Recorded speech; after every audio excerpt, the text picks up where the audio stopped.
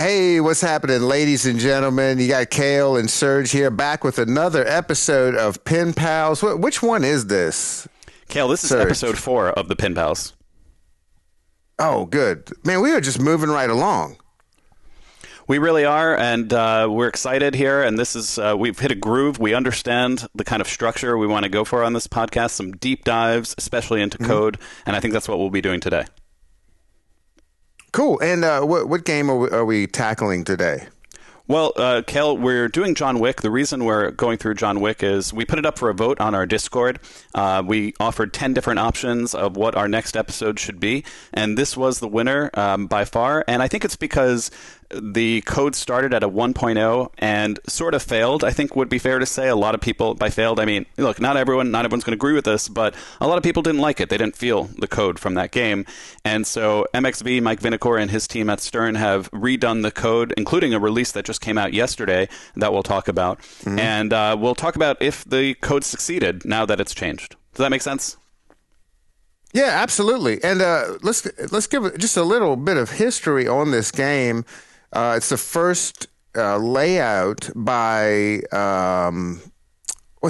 What's his name? Elliot Eisman. Elliot Eisman, and then not Chris Elliott. No, he was in Cabin Boy, and that's right. Some with other his shows. Tiny Hands. That's right. And then we had Tim Sexton on code. And he was taking it in a interesting direction. He left Stern to go work with another a pinball or gaming company, and that's when the new team came in and brought a fresh direction to this. And this is where we are now. And it's very interesting that we're tackling Wick because there was just, today is Friday. They just released an update yesterday, which was Thursday. Yeah, that's right. And by the way, I knew Tim Sexton left. I didn't know he joined another pinball company, by the way, but that's interesting. Yeah, he's over at he's at Play Mechanics now. Oh, nice. Interesting. Well, but what I thought I could do first, Cale, to give our episode some structure is, we give a lot of hot takes on the show, as you know. And anytime you give hot takes, you're going to get comments, you're going to get criticism, and I, for one, welcome this. So I thought I'd start the show today, and perhaps other shows going forward, with comments and corrections about our hot takes from the prior episodes. Is that fair? Love it, yeah. All right, let's focus first on the corrections. The quick correction here is that we did a stream of Star Wars, the code, the day it came out, and broke it down. And one of the things we talked about is how many modes it has. And I said it's like the most mode-heavy game Stern has made. And the correction I want to make is it's even more modes than I had initially predicted. I initially said that you'd have 3 totally separate mode pathways. We're talking about Star Wars Fall of the Empire, the new game from Stern. And there's 3 different mode pathways that we talked about. There's character modes, there's Jabba modes, and there's Darth Vader modes. And that is indeed all true. The thing I said is in the character modes, there's 8 different characters, and I said they'd each have multiple modes, so there might be 8 times 2 or 16 modes. It turns out there's even more than that. There are going to be 3 different character modes for each character, so you have 8 times 3 or 24 different character modes, plus you add the 3 Jabba modes and a bunch of Darth Vader modes, and you get over 30 modes in this game.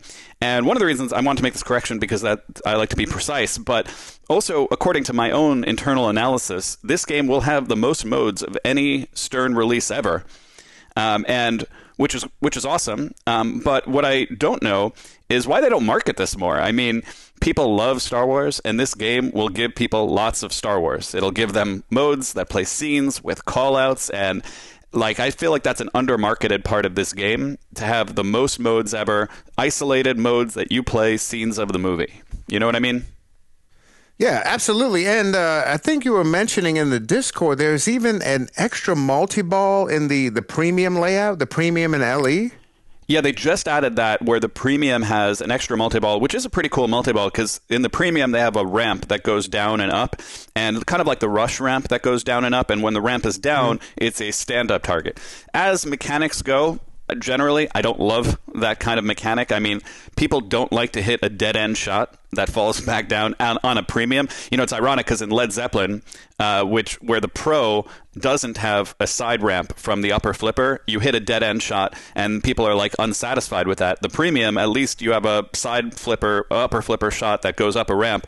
In this game, the premium has a dead end shot. So I don't love the mechanic. I'll say that. That said, given the mechanic, I think it's smart that they program something unique to it. That in this Minoc multi-ball, which you get after like 3 mystery awards in the scoop, then it lights on the center and you hit this stand up repeatedly as many times as you can. Sort of like strobe multi-ball on Attack from Mars had, with the stand ups where you just have to hit them over and over and over again. And they have a similar kind of lighting effect where they turn the lights off and you just hit this shot over and over again. And I think that's really cool. I think they should also probably advertise that more if you're going to make the premium unique.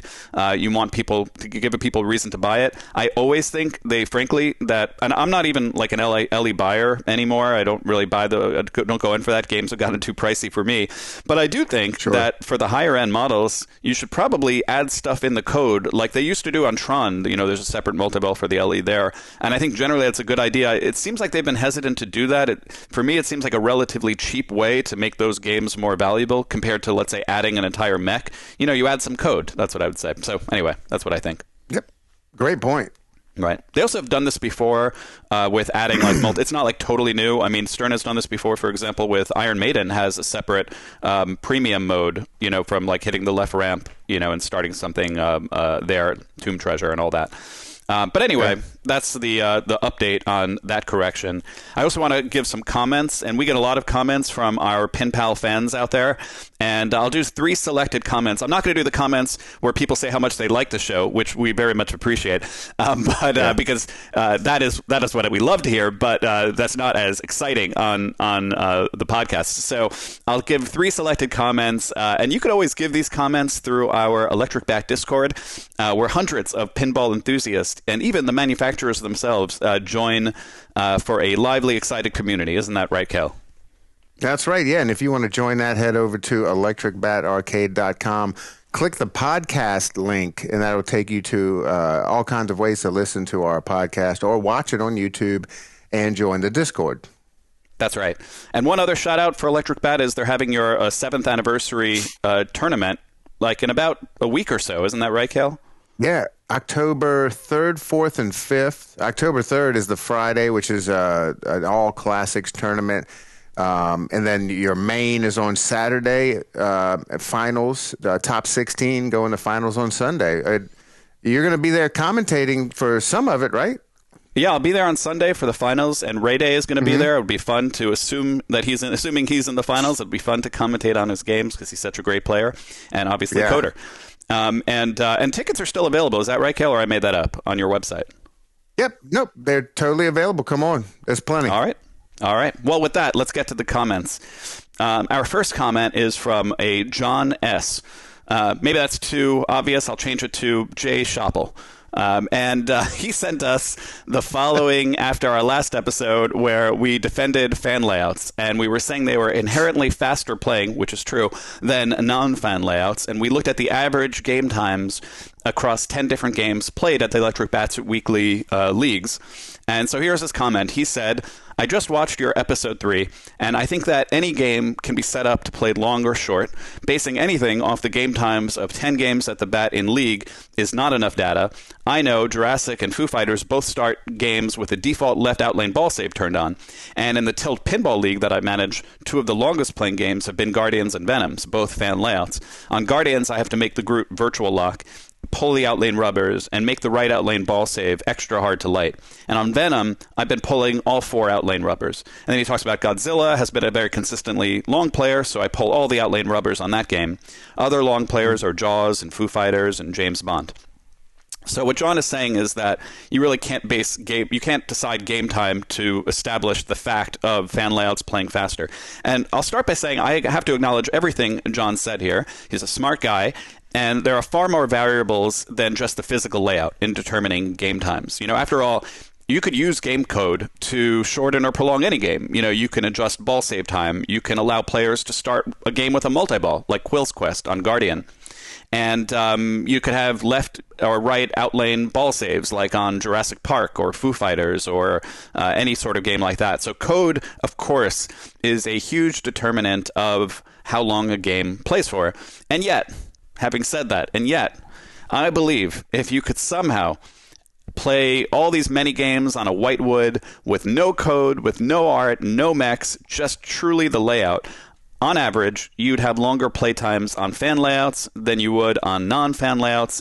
That would be truly hard to prove without the whitewoods. So instead, I do rely on imperfect data by looking at the 10 games and their average game length. I still think the conclusion is right, even if the data isn't perfect. But I still like the comment because none of us should trust the pinball science, Cale.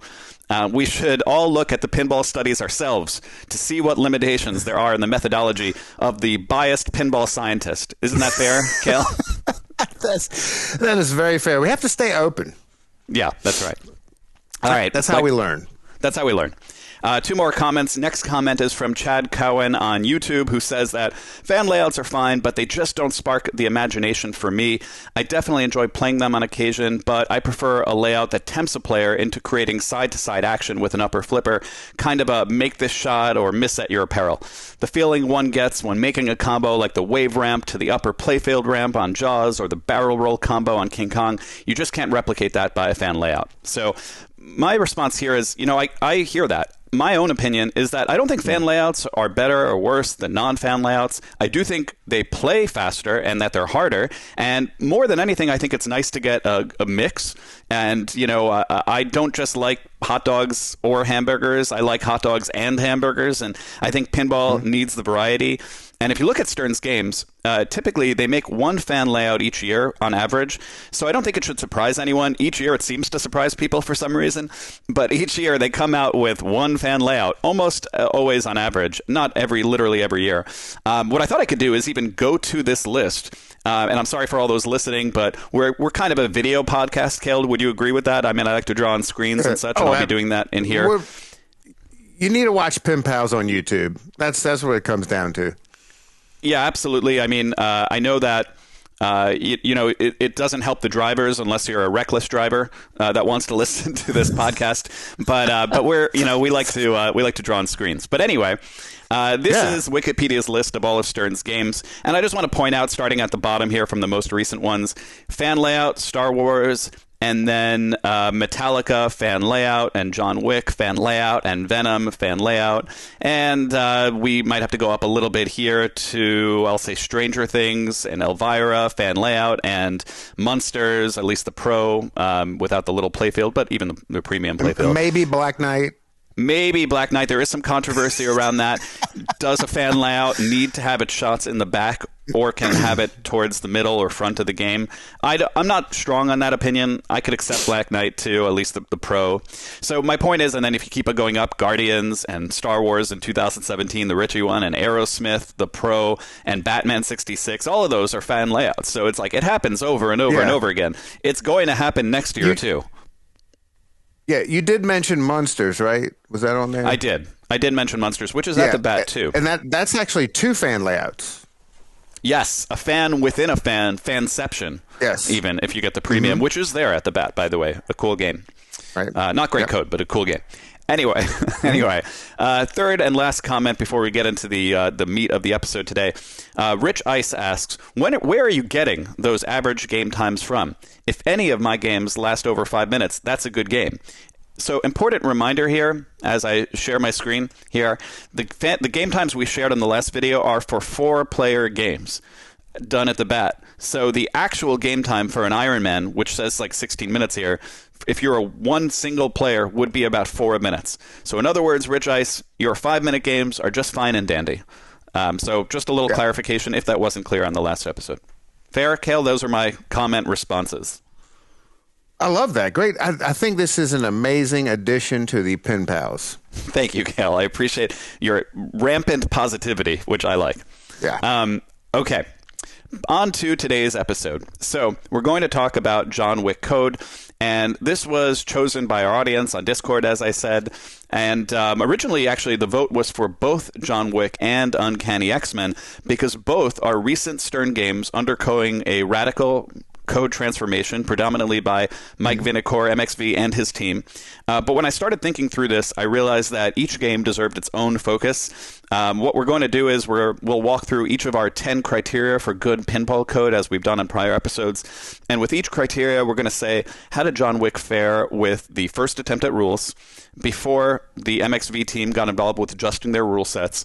How are they changing now, hopefully for the better, post-MXV? And then we could add our own thoughts on how we might make the games better for each criteria if we were doing it. Some will say, as we go through this, that this particular deep dive is way too deep and that I am crazy. And I think it's all true. I think I am crazy, and this will be way too deep. And we'll see if it turns off the fans by going as deep as one can go into a rule set. This might be the deepest we've gone yet. What do you say, Cal?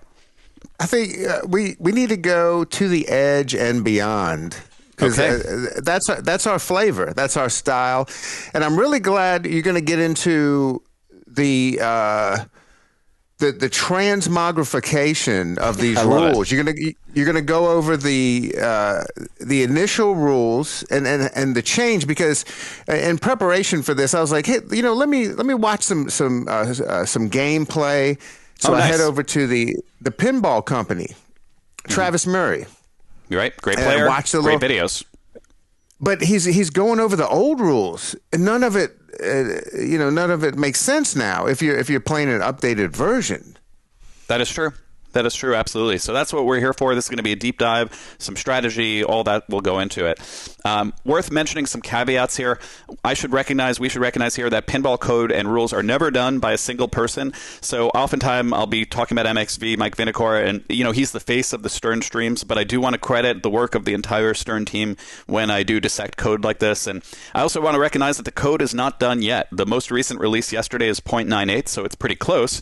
And any criticism we have might well be addressed with future updates, and that may even well be the plan, and I just don't know that that's the plan now.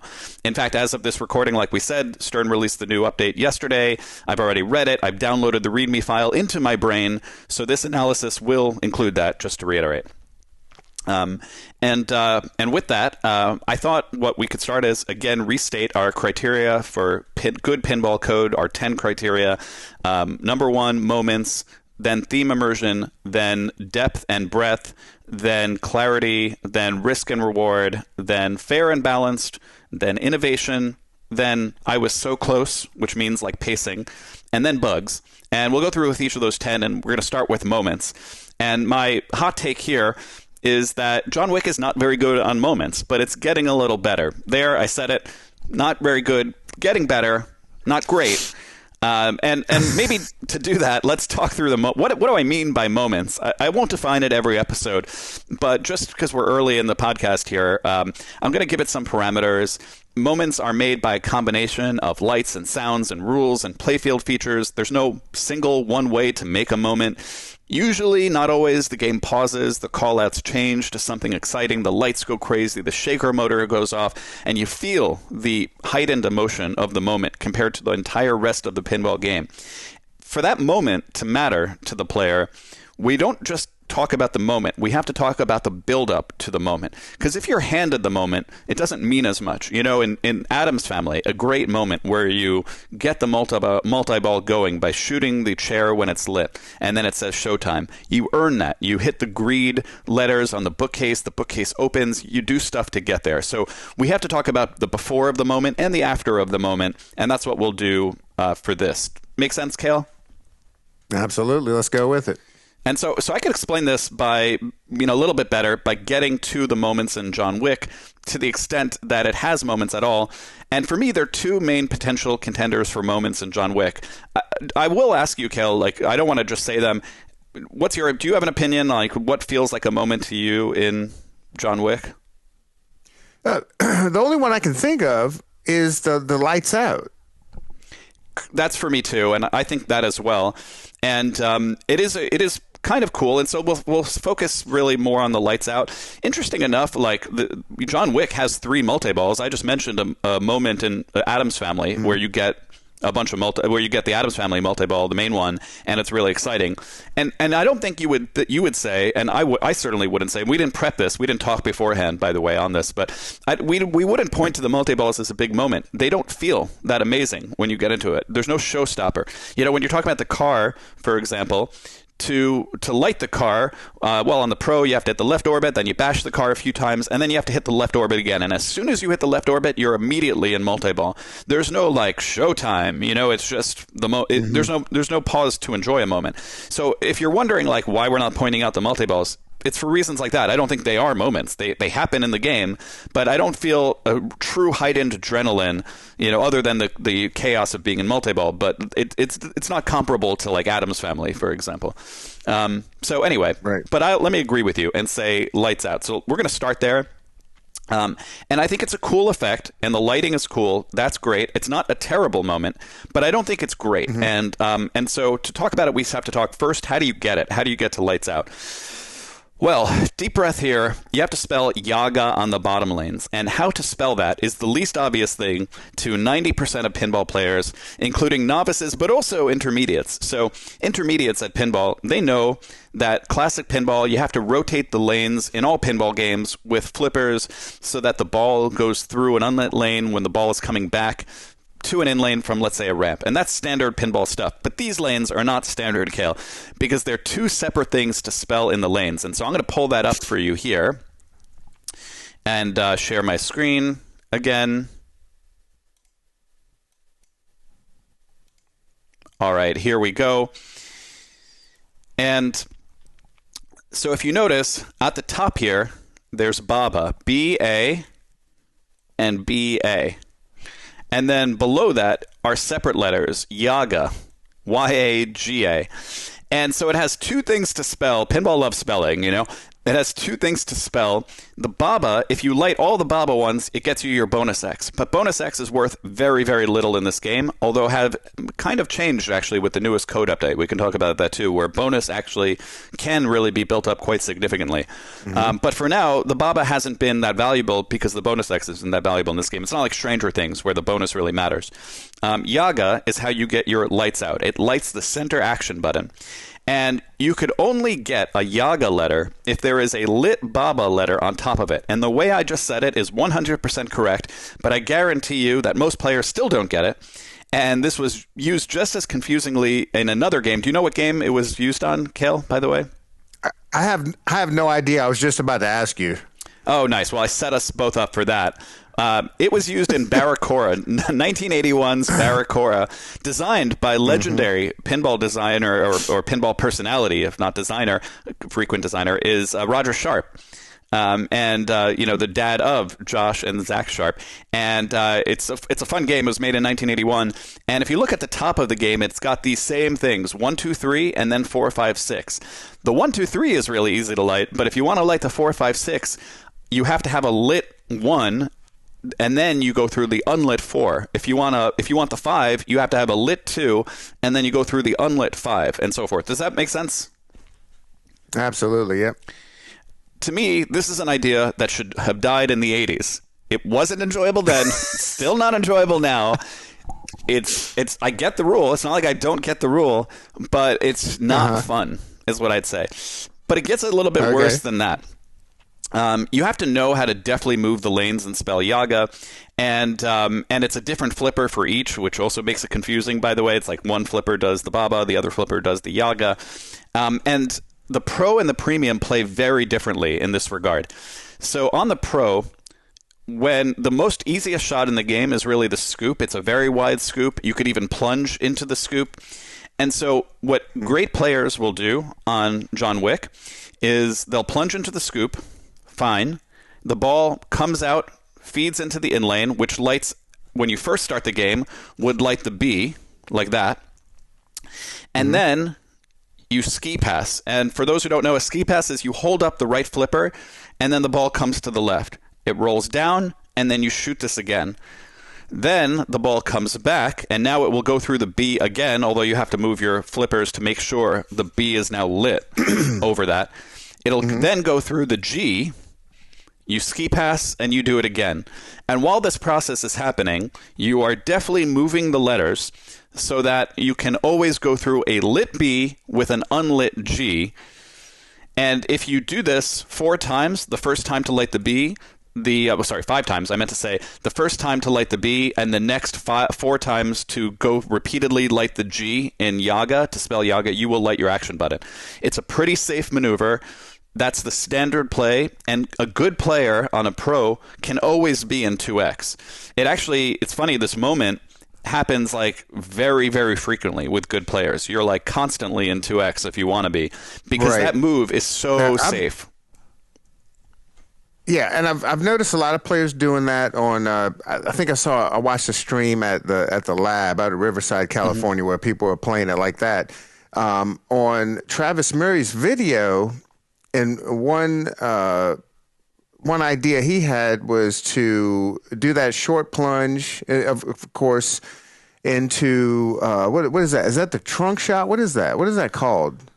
Weapon. Well, this is the weapons crate. I don't know. I called this thing the mode start. Or right scoop. Okay, well, the mode start. All right, so it feeds your right flipper. He suggested go for the stand-ups on the left to get your left outlane the ball save going, because you have like an 8-second ball save, right? That is a totally fair point. You don't need to do the thing I just mentioned. You don't need to do this right away on ball 1. In fact, you might want to prep stuff because you don't want to use the 2x right away. I shouldn't have implied that. I meant to imply that the 2x is always achievable. The lights out is always achievable at any point in the game. Just hit into the scoop and do that thing I said repeatedly. If you were truly just the very ball 1, I wouldn't actually do that right away, because you don't need the 2x right away. You need to get your ball save. You need to get your modes prepped, your multi-balls prepped. So I actually agree with Travis there. The first thing you should actually do is shoot this. If you get these 2 stand-ups 2 times, that will light your outlane ball save. So totally agree there, to clarify that. And then after that, I might even start prepping these multi-balls, the car and the Winston captive ball bash there. So no argument there on that point. Anyway, cool on the this is the pro, and so the pro though is quite easy. My point is to get into the 2x. The premium is really, really hard to get into the 2x, because on the premium, you have this big meatball here, this giant rectangular object. And, if you haven't seen many rectangular objects in pinball, there's a reason for it, Cale, in my opinion. That there's not many objects in pinball that are rectangular, because when you hit this thing on the undersurface, it just rolls along here and then out. Over and over and over again on the premium, if you've played the premium much. I don't mind the concept of a bash toy there. I wouldn't have made it a rectangle. I guess a crate is a rectangle, but there we have it. I don't know. That's my opinion on it. But anyway, what it does is it means you can't repeatedly hit the scoop and do the thing I was talking about. The crate will close at different points. And so you have to earn it. You have to really earn the 2x on premium. You have to make a ramp and then change the letters and make that ramp and change these letters, or make that ramp. It's much, much harder. Whereas on the pro, you could simply rely on the over and over again strategy of ski pass. One last thing I'm going to say on the ski pass. I played some copies where you literally, all you have to do is hold up the right flipper and do what I said. You just hold up the right flipper and the ball will come there. There are other games where it's not enough oomph when it's coming through the inlane, the inlane speed right there. And so what some players will do, like ZMAC quite often, for example, who's good at nudging, will push the game up. So it's pushing the game up right at the point that the ball is right here to give it that extra oomph to make it to the left flipper. You don't have to do that on all games. You might have to do that on some. So if it doesn't work, just naturally holding up the flipper, try the up nudge. Anyway, that's my comment on how to get to the Baba Yaga, the lights out, I should say, moment. We didn't even talk about the moment itself, but I'll pause there. Any questions on getting to it, Cale? One question on I haven't played the premium or LE much. How do you lift the crate? Do you just bash it to lift the crate on the premium? That's right. Repeated hits to the crate. Okay. 3, usually, for the beginning of the game. Mm-hmm. And so I claim that number one about this lights out moment, that I don't like how you get there. Right, I can't enjoy the lighting letters under other letters. It's just, I'm not going to enjoy it. You can't make me, and it ends up becoming most of trivial the time on the that pro. happens.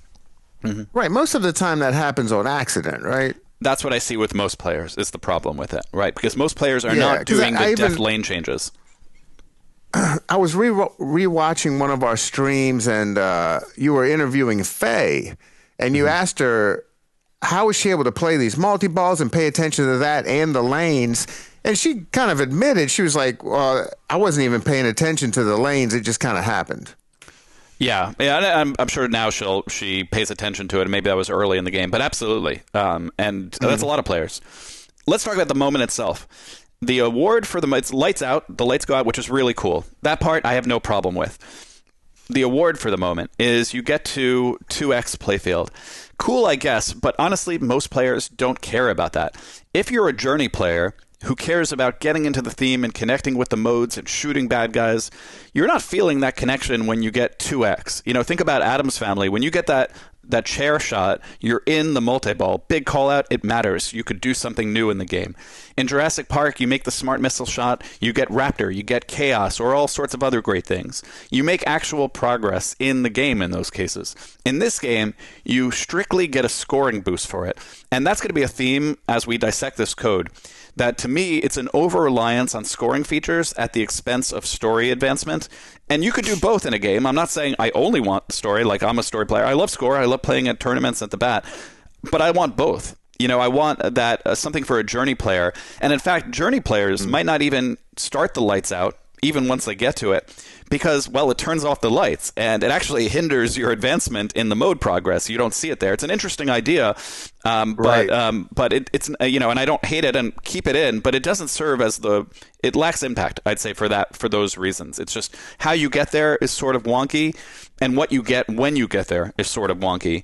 The moment itself is cool, but that's why I want to talk about not just the moment, but the earning of the moment and what the after of it, what you get out of it. So I'll pause there. That's my analysis of why I think the lights out is a okay moment, but not great.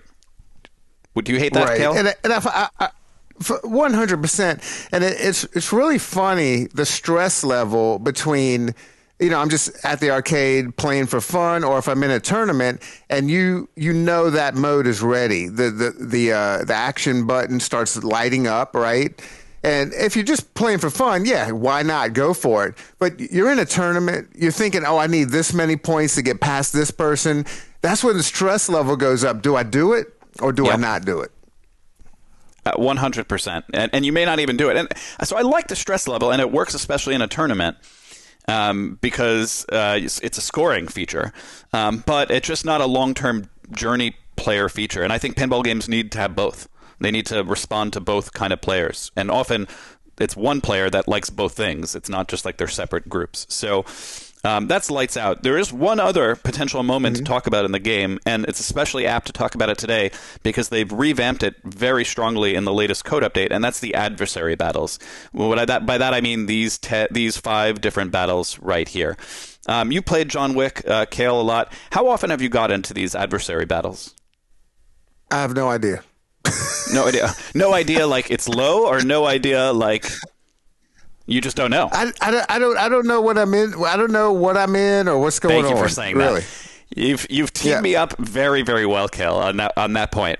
And I promise, audience that are listening, you Pinpals fans, we did not discuss this ahead of time. We're gonna say that repeatedly as we go. Cale is your I would say you're a good natural pinball player, that's for sure. But you're not a deep dive rule person like me, right? Like you play the game, you learn the game, and so I think games have to respond to you. I think you're the player that like games should be coded for, to send a message to let you know that you're in it.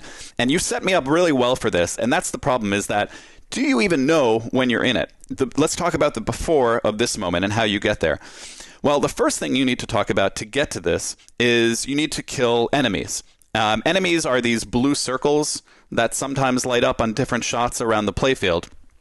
And you need to get a bunch of them. In version 1 of this code, pre-MXV, it was kind of especially dumb. It was a variable number of enemies you'd have to kill, and a whole lot of them. Now you just have to kill 10. So the adversary mode is it's easier to achieve. I like that. Though, most players are still never focusing on it because they don't tell you how to get it in the game. For example, there's no callouts along the way. that tell you, for example, like you have to kill 10 enemies to light the adversary, right? And there's nothing like where Common, like the rapper Common, let's say, who played like Cassian in John Wick, there's no call out from him that says like, only 5 enemies left until you face me. Like that would be pretty cool if you were like, whoa, okay, something is happening. I just have to make some progress. So there's no call outs that show you progress to it, right? There's no inserts that show you progress to it. And there's nothing in the center of the playfield that says you have this many enemies left until you get to this place.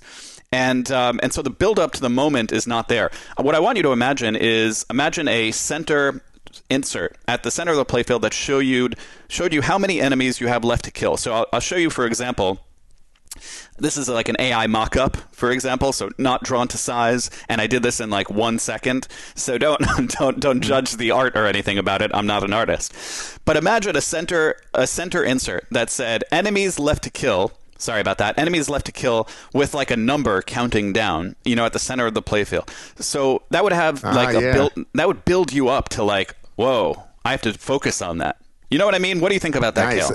Yeah, so I think that's great. Sort of like TNA. Funny you should say that it's... Sorry, you keep going. Yeah. Keep going, I love that you put it right on the playfield where people are looking, because what they didn't set this up for it. There's no insert for it. So naturally, if a new team comes in, they're like, well, we put it on the display. Yep. You're in the heat of battle. You're not looking up there. Correct. It is on the display on like the top left, and it says enemies remaining, but it's not prominent. There's no callouts. There's no insert. And you could say I'm judging unfairly because there's a new code team that's coming in, but the adversaries were always planned for this game. There was a different way to get them. There was different rules in the adversaries that they've changed, but the adversaries themselves as a concept were always there. So it was always a number of enemies to get to them, even from the jump. And so it's baffling to me that they didn't include inserts here for that. And I know in the last episode or two ago, I was talking about how like King Kong has way too many inserts, which is true, but you could also have way too few. I'm not talking about a lot of inserts. I'm talking about one for like one of the main moments that you're trying to make a moment in the game, and it's not like this is a new concept.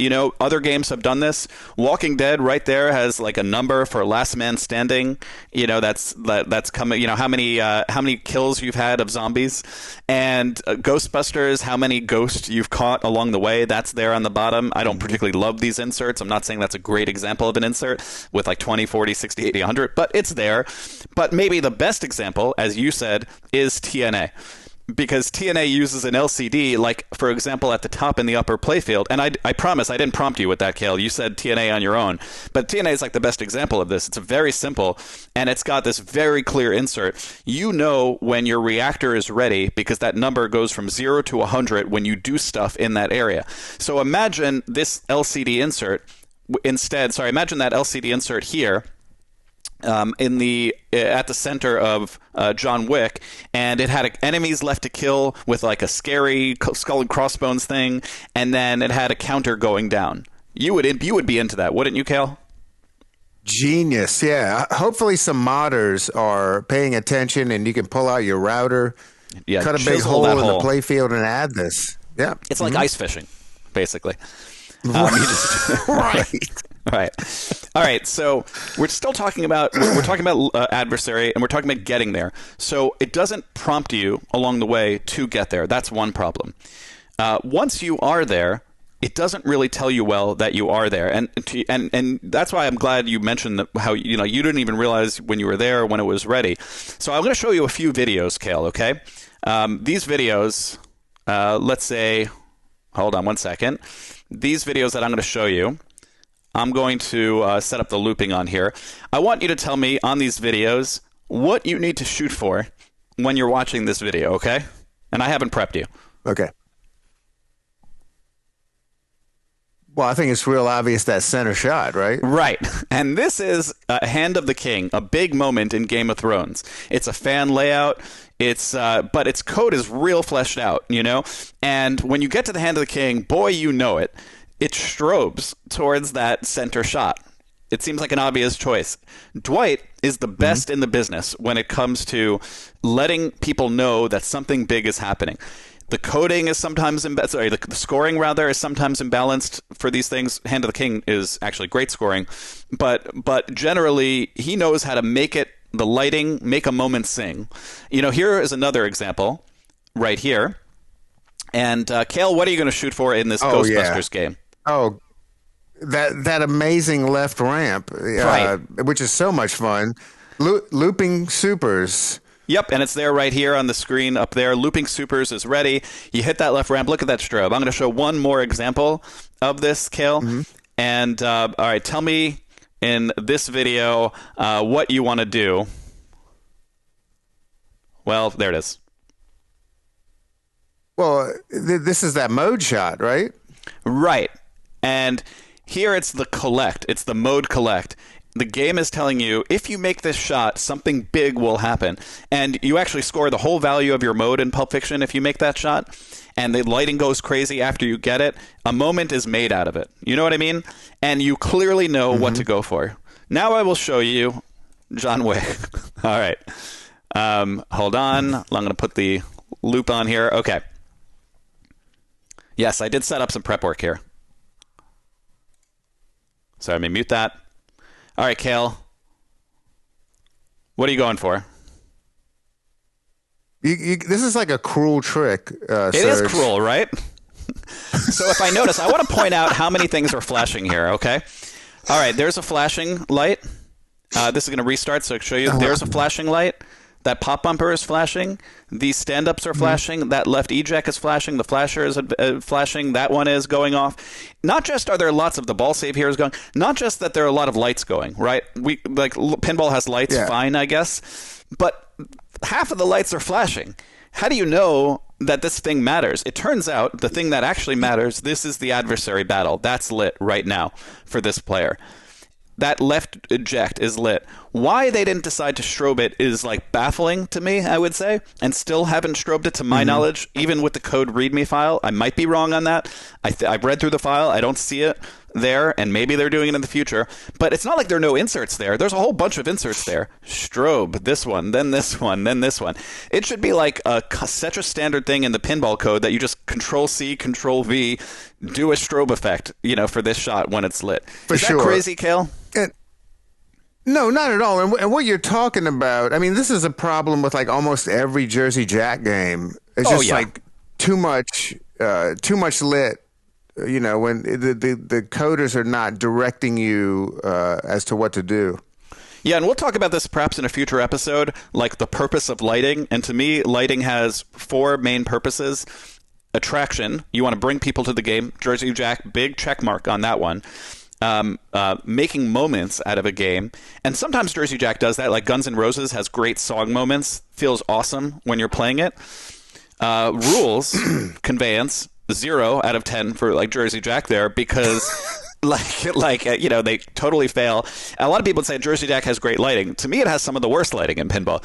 It has good mechanics, like the actual lighting bulbs are very nice, but because they don't use it well, right? They don't actually tell you anything with the rules with those lights at all.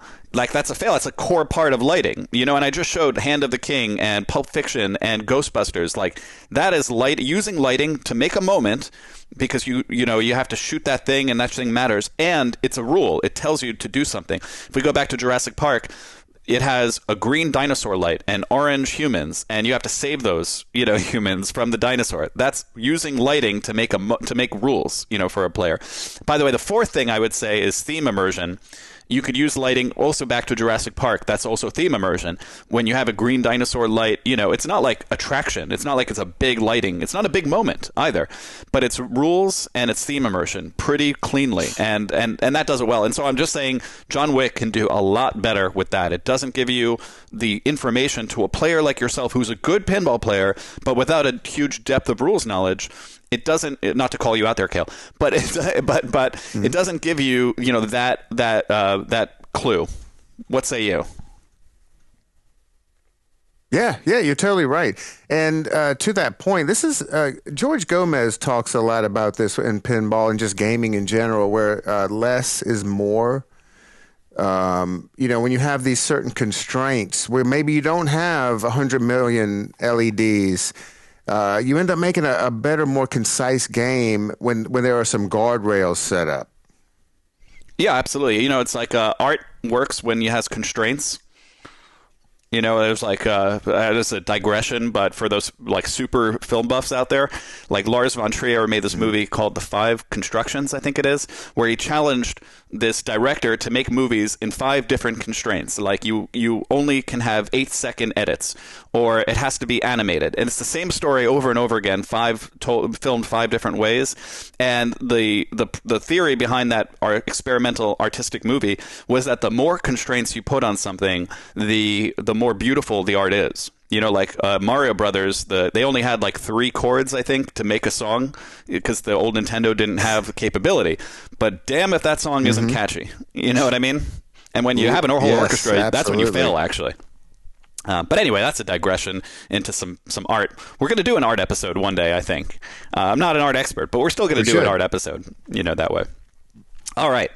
So, back to the moment. The last thing I'm going to say is, like I said, it should be strobing, but that's standard pinball. There is one thing that I think all pinball games should do, and literally no pinball games have done yet in lighting, and I don't understand it. To my knowledge, no games. You could tell me if I'm wrong. When something is ready, the good coders, like Dwight, for example, will strobe towards the shot. But I would advocate for making the entire playfield strobe towards the shot. And here's what I mean. Let's say you have the adversary lit. What I want to see is that the lights start here, then go there, then go there, then go there, there, and focus on this part, and then strobe on this part heavily. Think about it like a baseball wave going, at a stadium, going from the right to the left and focusing, where the entire playfield is in service to let you know that something big is about to happen, not just on one shot, but the entire playfield. Now, for me, like that would be a moment. See, yeah, you and the effect you're talking about, you'll see a lot during attract mode. Yeah, exactly. But do it in game is what I'm arguing for. Not everything lit at once, but the attract mode of like strobing towards from one side to the other towards a shot. And I know what the coders will say. Some will say, well, yeah, but if that's happening, then, how do you know if the captive ball is lit for the multi-ball and the other thing or whatever? And I would say to that, I overrule that. I'd say maybe you could still make progress in those other things if you want, but make it a moment. You don't have to turn off the code for everything else, or maybe you even should. If you make that moment very valuable, players will want to go for that anyway. So make it valuable, make the scoring high, and then make players go for that one lit shot. Use the whole playfield lights to achieve it. So I believe you should bring a little bit, not too much, not like Jersey Jack levels, but you should bring where... A few moments later... Boom. Hey everyone, slight internet issue, but we're back here. We are live again. And just wanted to follow up that last point, just saying that I think that all games should use the entire playfield to strobe towards a shot. And then with that covers the subject of how we get to the adversary mode. And now we can finally talk about the adversary mode itself. Is it a moment? In my opinion, it didn't used to be, but now it is. They actually did make it very special now with this latest code drop just yesterday. So in what it used to be is you used to get into these adversary modes and you'd have to hit a whole bunch of shots. After you hit, like by a whole bunch of shots, I mean like 12 shots. And after you hit the 12 shots, then you could collect the bonus, the award that you built through those 12 shots at the left saucer, or scoop, I should say. And it doesn't stop there, though, because you'd have to hit 5 things to light the collect without draining. So you'd have to hit this Blood Oath marker, the red circle pop bumper, the car, the captive ball, and the crate on the right. You'd have to hit all of that and then make 12 shots, and then it would light the scoop. And it just wasn't happening for a lot of people. And so what that ended up meaning is that the adversary battles did not have a lot of value in the end. They didn't build up enough to other things you could do in the game. So what they did now is the 12 shots, they made it a lot fewer. It's about half as much, depends on the mode, but it's like half as much as you need to beat the mode. That's how many shots you need to do. So it's fewer shots, and then once you're there's a call out for it, and then you have to hit the Blood Oath marker only, and then you could hit the scoop for collect. So it makes it a lot easier to achieve the collect, and then they did even better. When you get in that scoop, it gives you a choice. It used to just collect for you, but then it gives you a choice, and it says, do you want to collect or do you want to keep going? If you keep going, then it makes all the rest of the shots worth 2 times as much. And then again, you make a bunch of shots, you hit the blood oath marker, and then you can collect again. When you get back in, it asks you again, do you want to collect or not? And you could then, if you say no, you keep on playing the mode, you could get to 3x value of the collect. And then if you do it again, you could get to 4x value, and it maxes at 4x. And nobody has to memorize all this, but the point is that, number one, that mode now is easier to collect, so you can complete the mode, but at the same time, they made it far more valuable with a lot more risk and reward. And they also boosted the value of the shots in these modes too. So just overall, they treated it really well. And I think they gave it the moment it deserves. It's still a problem building to that moment. I don't think that works. But I think the moment itself is good now. Is that fair, Cale? Yeah, bravo, Stern team. This John Wick is headed in the right direction now. Yeah, that's the right direction, no question. And from the README file, it gets even better. They added a progress meter to the adversary battles. So in the animation, I haven't seen it, but that's what the README file says. And they've also upped the actual volume of the callouts when the collect that I described is ready. So you actually know when you've made enough shots, because without knowing how many shots you need for the collect, it breaks the anticipation. You know, you have to know, oh, I was right there. I just need one more shot, and then I have this 50 million point collect ready to go. And so you want to inform the player along the way. And from what I've read, they've done that, and I look forward to playing it. The other last thing to say is, you know, I said there's like the moment, there's the before of the moment and the after of the moment. So let's talk about the after of the moment. With the new code, they've added a specific light show for collecting that escape. So when you make a bunch of shots and then you hit the blood oath marker and then you get in that scoop, and you're getting call-outs to let you know that it's ready for you to do, which is important. Once you get on that scoop, once you collect, a big light show goes off in the game. It makes you feel like you accomplished something, and that was missing before too. So I think they've done good there. And really, that's the first criteria we were going to cover, moments. I know that took a while. Maybe the other ones won't take as long. We'll see. Any question on moments, Cale? No, you nailed it. All right. Next category is theme immersion. And John Wick's actually good on theme immersion with the code. Not great, but good. First, let's cover the good. What's good about it? And again, I'm talking about rules. I'm not talking about the layout. Does the car, does the crate, is that good theme immersion? The art? There's other ways to get a theme immersion, but I'm just saying purely with the code, does it do well with theme immersion? So Lights Out, for example. That's pretty good theme immersion. You know, Donnie Yen in the movie was blind, you know, and so Lights Out, it makes sense. And then you have the enemies. You can have 1, 2, or 3 enemies lit on shots, for example. And so when you shoot that ramp, let's say, when enemies are lit, if one enemy is lit and you shoot the ramp, it'll show John Wick killing 1 person on screen. And if it's 2, he'll be killing 2 people. And 3, he'll kill 3 people. And that's good theme immersion, I would say. I don't think the blue inserts actually help you feel it in particular, because they're these little tiny blue circles that represent enemies. They're not particularly threatening, you know, I would say. So much so that players don't even notice them when they're playing, and instead they notice this big, colorful arrow that takes up the attention. So I don't particularly think the inserts help you in that way, but it's still good theme immersion nonetheless. And then another good thing is they programmed the Stern lighting speaker lighting system, I should say. It was designed in conjunction with killing the enemies, so you know it flashes when you kill the bad guys, and that's good theme immersion. All of that's good. Does that work for you, Cale? Yeah, right. Especially if you notice, if you're watching the LCD, when a gunshot goes off, it'll be timed with those speaker lights, which is kind of cool. Exactly. That's all perfect. I like that. What would I say keeps it from being great at theme immersion? Originally, let's talk about version 1.0. The enemies blocked your shots. So when you made a shot, if there were enemies on it, you would get like essentially 0 value to the shot. And that doesn't make sense theme-wise. I mean, John Wick, he mows down his enemies by the hundreds, you know? In the first release, they stopped you, the enemy stopped you and you got no points. That didn't really make thematic sense to me. And even worse, it forced the game to be low scoring. And can I take a digression rant on scoring in games for a second, just generally? I think that all modern games should have you score in the tens or hundreds of millions if you're playing for a decent game. And I think Stern usually gets this. If you notice most of their games, it's the same kind of scoring kind of thing. That's just good psychology. I think nobody enjoys walking up to Dialed In and a good game is 80,000 points or whatever. Like, I don't think people enjoy that. You can't make me think that people enjoy that.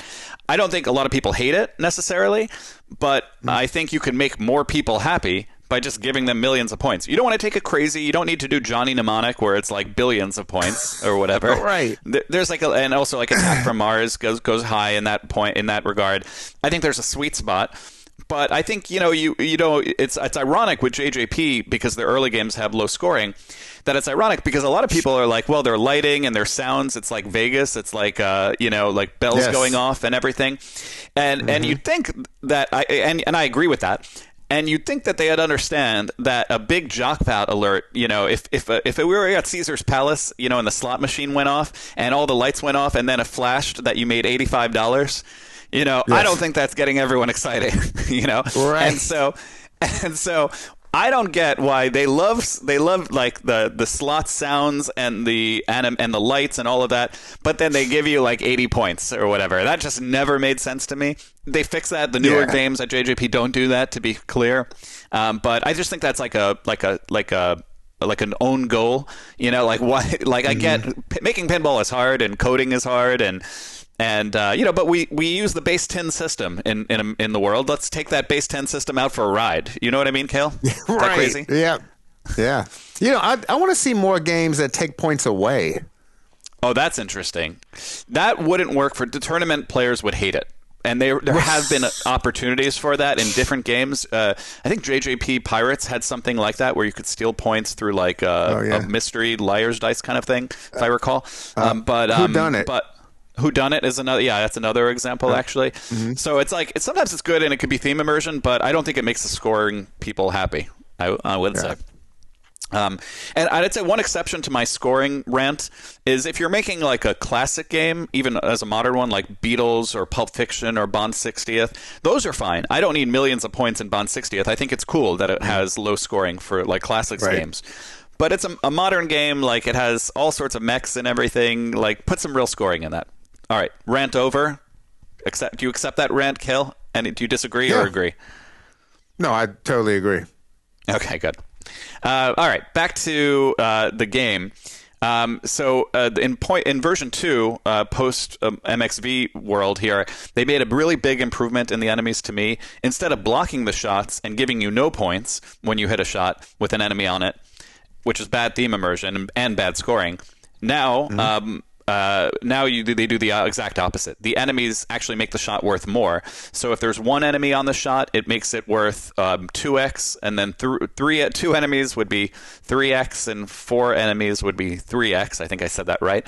So anyway, it just makes the shot more valuable. Most of the time, players don't notice these enemies, but if for better players, if you notice a shot is lit and there are 2 shots lit, one has enemies, one don't, you might take that shot because it's worth more. Because John Wick is a badass. He's not a beta male who's afraid of bad guys. He's there to take those enemies down. Fair? Yeah, absolutely. All right, I want to give one other idea though why I think that things that hold John Wick from being great theme immersion. And I'm going to do an experiment, and it might fail here, Cale, but I'm going to try it. We didn't prep this again, so it might blow up in my face. But tell me, I'm going to give you different games and different modes, and I want to see if you know what to do in those modes. Okay? All right. Iron Maiden, Flight of Icarus. Do you know what you have to do in that mode? No, I have no idea. All right, fair enough. Juggernaut I don't and play Deadpool. that game. I don't play that game much. But right. I'm not going to know any of these. I'm just not. That's a why this rules might guy. fail. Yeah. All right, I'll try one more, and then I'll next one. accept that this experiment fails. Okay. Mm-hmm. Did you play Deadpool? Do you play Deadpool? I do. All right, Juggernaut. Do you know what to do in Juggernaut? I shoot the lit shots. All right, fine. I accept. And you know what? We're going to keep that in. Don't edit it out, Cale. Because, I was asking players yesterday at a league night for a tilt here in Arizona, and I was asking them, Like, can you tell me the rules of Juggernaut? Can you tell me the rules of Flight of Icarus in Iron Maiden? Can you tell me the rules of Foo Fighters, New Orleans? And they can. And then I ask them, hey, tell me any mode in John Wick, any one of the 7. You pick it and tell me what you do in it. And none of them could tell me other than hit the lit shots. And for me, I'd say, like, that's bad theme immersion because the modes don't mean anything to you other than, oh, I have to hit some lit shots. They're supposed to mean something. There's like escort the VIP and assassination and heist, but practically they just don't mean anything. And I think you could remember the modes better. Now, in fairness, as Steelman, the argument against what I just said is a player like you doesn't really think about the modes anyway, necessarily. And so that's okay. I don't want to, it's not a strong point then. All right. That's it for theme immersion. You good there? Yep. All right. Next category is breadth. And here's where I'm really going. If you don't think I've done it so far, here's where I'm really going to dissect the game rules even further than I have so far. And if you're not really into deep dives, we've been on one already, but you can skip ahead. I'm specifically talking to you, Jamie, of the JBS show here. Unless you're really into this kind of like detail-driven ASMR type stuff, and then I hope you're sleeping well. But get your pillows, okay? So I would say John Wick's average in breadth for a modern Stern. Like, what is there really to do in this game? Practically everybody plays this game the exact same way. You prep a mode by hitting and bashing this area, and then the scoop lights. And then you prep a multi-ball, typically by getting the car ready or the captive ball ready. And you stack them together, and then you rinse and repeat. That's the basic premise of the game. And so when I say breadth, I mean... ask you one thing? Sorry. Tell me. Didn't you mention there were 3 multi-balls in this game? Yes, there are. And notice I didn't talk about, and I will actually in this section, there's this captive ball. They all have names we can get into, captive ball and car, and this dance club excommunicado type multi-ball. The reason I haven't mentioned this one so far, and I'm about to here, is in the version 1.0, this thing was very hard to get, this third one. To get it, this dance club or excommunicado multi-ball in the... in version 1.0, you had to hit these 2 and actually 3 stand-up targets, get all of them. You had to hit them like twice. 3 times, actually. So 9 total stand-up targets, 3 at a time. And only then was the shot lit for that multi-ball. The problem with that is the type of player who is hitting 9 stand-up targets to get there and somehow surviving is not the type of player who then notices a multi-ball is even lit after that. The two things are incongruous, is what I mean is like hitting a bunch of stand-ups is something not great players do. And then making a tight shot afterwards, the tightest shot in the game into air, is something great players do. And so the high-scoring multi-ball, to get it, you had to bumble your way to get there. The only reason I knew about that multi-ball was because that was a you would get a badge for that. That was one of the contracts. Okay. And with Insider Connected, and which was a cool way to get people to kind of learn the rules of the game. They'll probably have to do that again with the new rules, right? Yeah, and we're going to talk about innovation later in code. And that was an innovation, to have contracts, timed events where you had to go play John Wick. I know that helped you guys at the arcade with coin drop, right? Absolutely. And so while I'm on the subject of this multi-ball, version 2.0 is a lot better. In version 2.0, you just shoot that shot a whole bunch, and the more stuff you do in here, the more it bounces around and hits stand-ups, the more these lights will go off. And then it says max over there. And when you're there, then the multi-ball is ready. So you have to hit this hard shot a bunch of times. But if you have a good shot in there and it bounces around, you can prep it. And then to start it, you either have to hit it there, or you could even skill shot it through not a diverter, but it's sort of an open gate there at the top. And then that would start it. And I think that makes more sense. You use the dance club to get the dancing going. You know what I mean? I think that's a good idea. Way more sense. Yep. But back to breadth here, like all games, you have, a lot of modern games, I should say, you have modes, multipliers, multi-balls, I should say, that's the third one, and missions or side quests. And this game, at first blush, is no different. Modes, it has the scoop to start the modes. On modes, there's one mode path in the scoop. I believe that nearly all games would benefit from having multiple mode paths. I've mentioned Jurassic Park in the past. It has control rooms. It has T-Rex modes. You could look at Deadpool. It has battles, but it also has quests if you got the chimichangas. James Bond has main villains, but also has the henchmen and Spectre weapons and Q modes. The new Star Wars has character modes and Vader modes and Jabba events. And for me, that's like the future of good coding. I think when you have modes, it's not just enough to have modes. And it's not about how many modes you have. Like, it has 7 modes. That's quite a bit. That's fine. Deadpool only has 5 modes in it with the quests and the battles. But Deadpool is better because it has 2 different paths to get to those. You're doing different things to light them, to accomplish that. And that's the breadth. It gives players different directions to play in the game. Whereas in this game, even though it has 7 modes, more than Deadpool, you have to do the same thing over and over and over again to get in that mode. Okay, I have to hit this and then go in here, and hit this and go in there, and over and over and over again. And then I ski pass and hit it again to light it and get it ready. And it's just the same process over and over again can get stale. And that's what's necessary for breadth, is different options, in my opinion. What do you say to that? Yeah. You nailed it. Once again. Oh, thank you, Cal. You're a good hype man. For the electrical engineers in the audience, I would say, think about like resistors in parallel, not just in series, kind of thing. And plus, the single mode pathway in this game actually doesn't really give you choice of mode. Theoretically, it does. A lot of people don't know this, but when the mode is ready to go, the mode that starts will be the last shot you hit before you start the mode. And to clarify that, there's 7 modes here with 7 inserts. And each insert represents a shot. So this mode is this shot, and this mode is this shot, and that mode is that shot, etc. Right, for the rest of the 7, and hopefully I'm drawing carefully here. And so if I make, let's say, this right orbit shot, and then after making this right orbit shot, it comes around and I immediately hit the scoop before hitting another shot, that's how you start this mode. Does that make sense? Wow. And you didn't know that, right, I had no idea. Now, who other knew that? games, other games like Foo Fighters, they give you a choice. Which mode do you want to play? Do I want to play New Orleans? Do I want to play Los Angeles?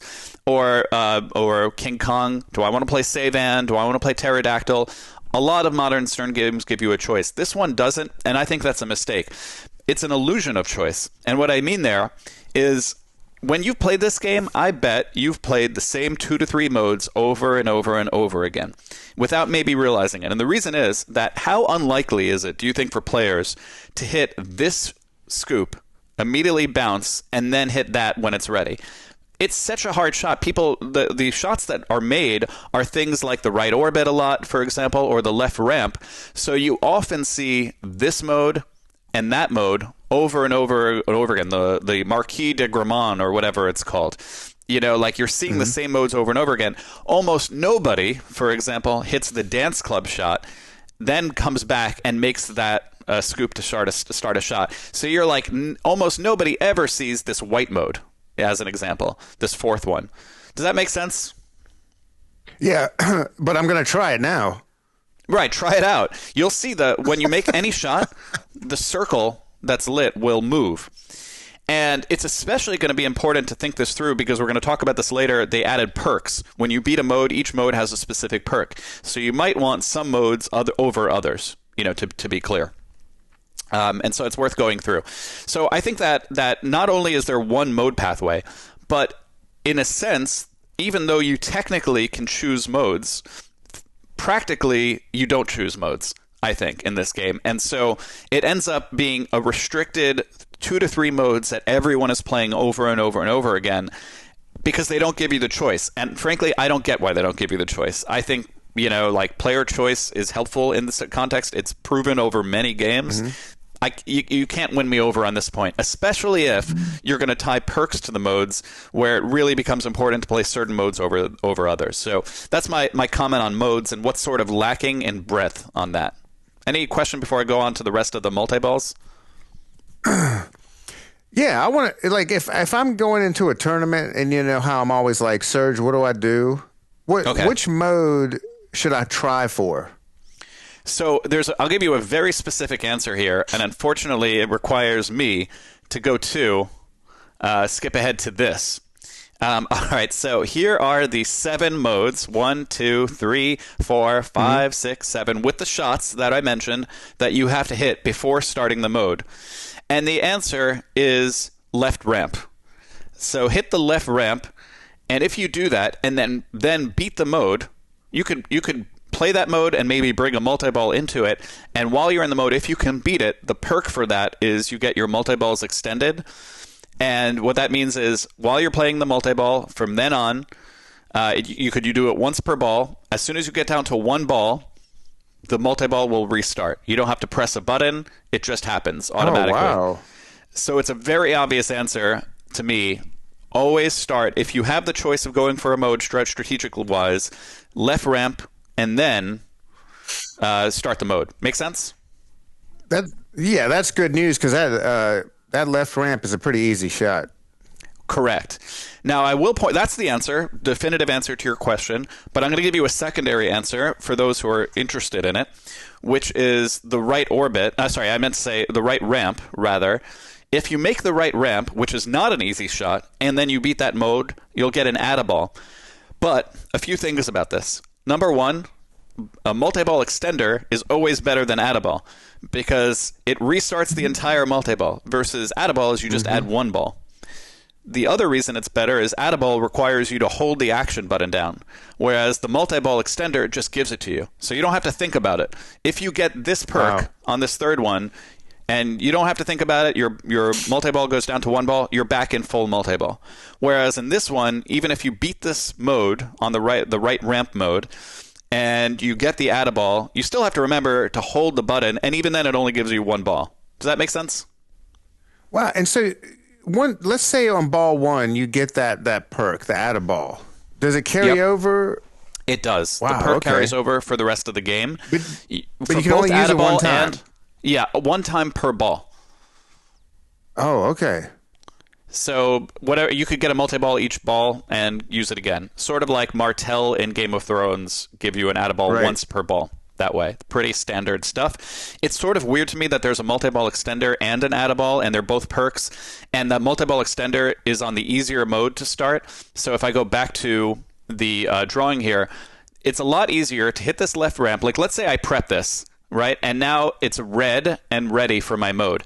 It's a lot easier for me to hit this left ramp. It's coming around here, and then you immediately shoot in there and start the mode. Not only that, this shot can be hit from this flipper, or even more easily, it could be backhanded. So it's very makeable. And it's a lot easier to do that than imagine you have to hit the right ramp, which is hard to hit, only from the left flipper, pass it over here, and then don't take a shot on the fly, because if you do, it's going to change the mode, right? So instead, you have to somehow, from here, get it to the left flipper. You could ski pass, for example, then shoot in there, and then beat that mode to get add-a-ball. It's a lot harder to do. So that's why the answer is definitively left ramp, then start the mode, and then beat that mode. Does that make sense? Yeah, absolutely. And that also makes sense how I've ended up with an add-a-ball and had no idea how I got it. Right. That's the next thing I want to say about this. Sorry, you I go. Miraculously started and finished that mode on accident. They have done a pretty weird thing here. And it's worth getting into as we move away from breadth to depth. And I'll touch on it at this point because you're mentioning it. Is they changed the add-a-ball. The add-a-ball used to be when you're in any multi-ball, you hit the stand-up, you hit that stand-up, and then you hit that stand-up, and it lights this thing for add-a-ball. That's what it used to be. This is a very standard Stern coding. Think Metallica, the add-a-ball in Metallica. You hit the stand-ups, the pick targets, and then you get into the snake for your add-a-ball, right? And you know what? Just for fun here, I will show it. So you hit that stand-up, and that one, and then you get into the snake for add-a-ball for Metallica. And quite a few games have that, same idea. For some reason, they changed it. They changed the add-a-ball to make it much harder to get.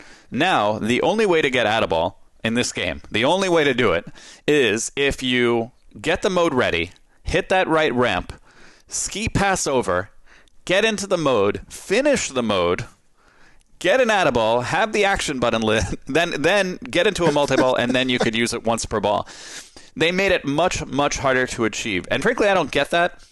One of the weird things about this game in particular is I feel like somebody's hurt the Stern coding team's feelings when it came to like multi-balls, and they're like, we got to change how we handle multi-balls. This game punishes you for multi-balls in version 1 and in version 2 in very, very weird ways. So in version 2, it's like, let's make the multi-ball harder. Let's make Add-a-Ball harder. Sure, it's easier on lots of other games. You just have to light Mystery and hit a scoop, on Rush. You just light the in-lanes and hit a scoop. It's just 3 in-lanes. Here, it's like you got to do 8 things and a whole bunch of shots before you get Add-a-Ball. So version 2, that's a harder multi-ball. Then we could talk about how you actually get the enemies. So we said Adversary mode earlier. You have to kill like 10 enemies. It doesn't give you a counter on the playfield. It doesn't give you inserts. It doesn't give you callouts. But you have to kill 10 enemies, and if you do, it's a moment. It doesn't give you a nice light show to start the mode, to start the adversary, but the adversary itself is good. For some weird reason, they decided that the only way to get enemies in this that count towards your 10 here is in single ball play. And a lot of people don't know this. When you're in multi-ball, and a whole bunch of enemies are lit all over the playfield, you could hit them all day. It does not progress your progress to the adversary mode. Does that make sense? Yeah. The reason that's weird is if I look about the missions, if I look at the missions of all other games, let's take Metallica as an example. In Metallica, you have to get the crosses and the electric chair and coffin and snake. And if you get enough of those, you will light the scoop for Crank It Up. And by the way, they give you inserts, unlike John Wick, for collecting those things to tell you when you're ready and what's missing on your Crank It Up. You can collect those items in single ball, in multi-ball. It doesn't matter. You could collect those things there. And in John Wick, you can't do that. If I think about other games, in Iron Maiden, you could collect the pop bumpers and the orbits and the ramps in single ball or in multi-ball. In King Kong, you could get climb arrows in single ball or multi-ball. For some reason, in John Wick, which most people would agree is one of Stern's fastest, hardest playing games they've ever made, that one, they're like, let's make it harder for you. And the layout's sort of tough enough, but let's not give you the Add-a-Ball. Let's not give you progress to the adversary, in multi-ball. And it makes, and we'll talk about this later, it makes the pacing of the game very weird. When I was saying before, one of the criteria we use, just to skip ahead a little bit, is I was so close. You're not close in this game. Because almost everybody plays this game, they try to prep the multi-balls, they try to prep the mode, and they stack them like you do in most Stern games. But if you did it in this game, it wouldn't help you get to your adversary. The only way you're getting to your adversary is if you're like, all right, forget everything I just said. I'm not going to do the mode. I'm not going to do the multi-ball. I'm just going to see what enemies are lit and then hit a bunch of enemies. And I don't care about the multi-ball at all. And I don't think people are actually playing that way. And so I don't think people will actually see the adversary much. I'll stop there. What do you say? Yeah. Man, it just, I keep thinking about how this was all, Tim Sexton was the lead on this thing. And he had a vision, and then he left. He disappeared. So now you have this crew coming in trying, there's certain things they can't change, right? The playfield, the inserts. Now they're coming in trying to just clean this all up with their new vision using just code. And I'm just thinking about how difficult it is, how creative they have to be. It has to be quite an adventure for these guys. Yeah, I mean, just so I'm not just criticizing, but actually offering like constructive feedback of something I would do differently. The way they have it set up, where the multi-balls cannot progress your adversaries, means that most players will never get to experience the adversary battle. And so they might say, well, I want this game to be tough. I don't want them to always be an adversary battle. One thing you could do is there's 5 adversary battles. So if you just want to do the first 2 adversary battles, let players advance towards them in multi-ball, and then you, for whatever reason, want to make it harder, and then later adversaries you could only do in single ball. That would be kind of confusing. A lot of higher level players would have to learn that nuance. But at least practically it would pace the game better. It would give people to let them see more things in the game, that they're just never going to see otherwise. And so then you'd get to experience the adversary and all the work they put into it. And I don't think right now people are playing the game in a way where they would avoid multi-balls and then go for enemies to then light the adversary. I don't think except for really high level knowledgeable players, I don't think they're doing that or even thinking to do that. And therefore, if they get into adversary mode, most of the time it's accidental because you've just hit random shots while in single ball play and happen to get enemies. And that's what I think most players are doing to get there. So anyway, that's what I say about what they could do to improve the breadth and pacing of the game is make the adversary modes, at least the first ones, more accessible. Open it up so you can collect the enemies during multi-ball. I'll stop there. Or at least on that point, I'll stop. Yeah. I mean, after learning all this, I just can't wait to play this game with you. All right, yeah, we'll get there. We're going to go do that. And we still have to stream it, by the way, to talk it through. Yeah. All right. The next thing I want to say about this, we're still just finishing out breadth. And to do this, we talked about modes already. We have talked about the multi-balls already. The multi-balls were made better. Like I mentioned, the excommunicado, you just hit this shot over and over again, and you build up the inserts that are already there, and those inserts now matter. And then you get in there. Oh, that's a good idea. I like it. The other multi-balls, they haven't changed that much and how you get them, but those are fine. We talked about the mission, which is the scoop and getting your enemies. And now the fourth M. The fourth M is multipliers.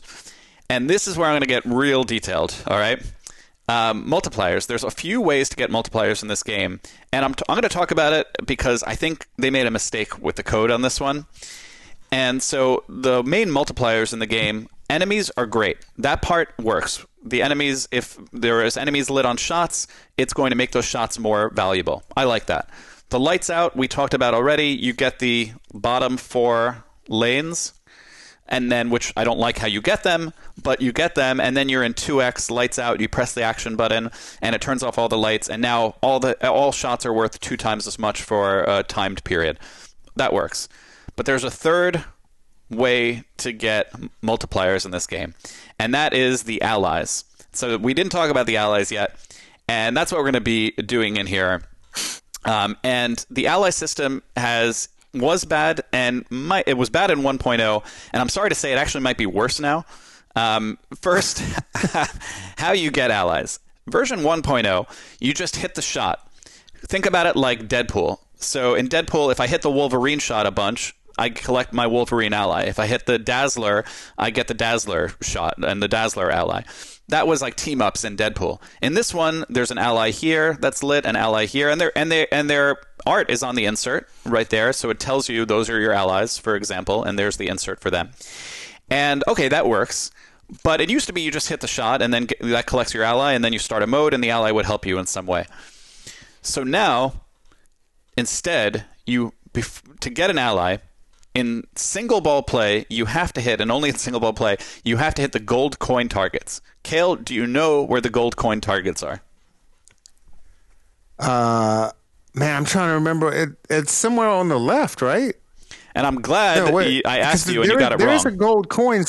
Oh, no, it's the stack. It's the stack of gold coins on the right. Correct. So there are stand-ups that I can't even show you, but that are right here. They're not facing the flippers.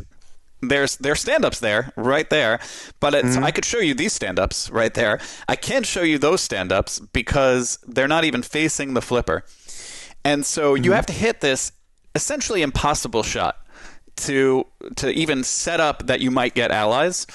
And the only way to hit the shot is either a perfect left flipper that somehow skims them, which is really hard to do, or the most likely way is you hit this stand up and it bounces into them, and that's actually programmed into the game as like a ricochet shot, they call it.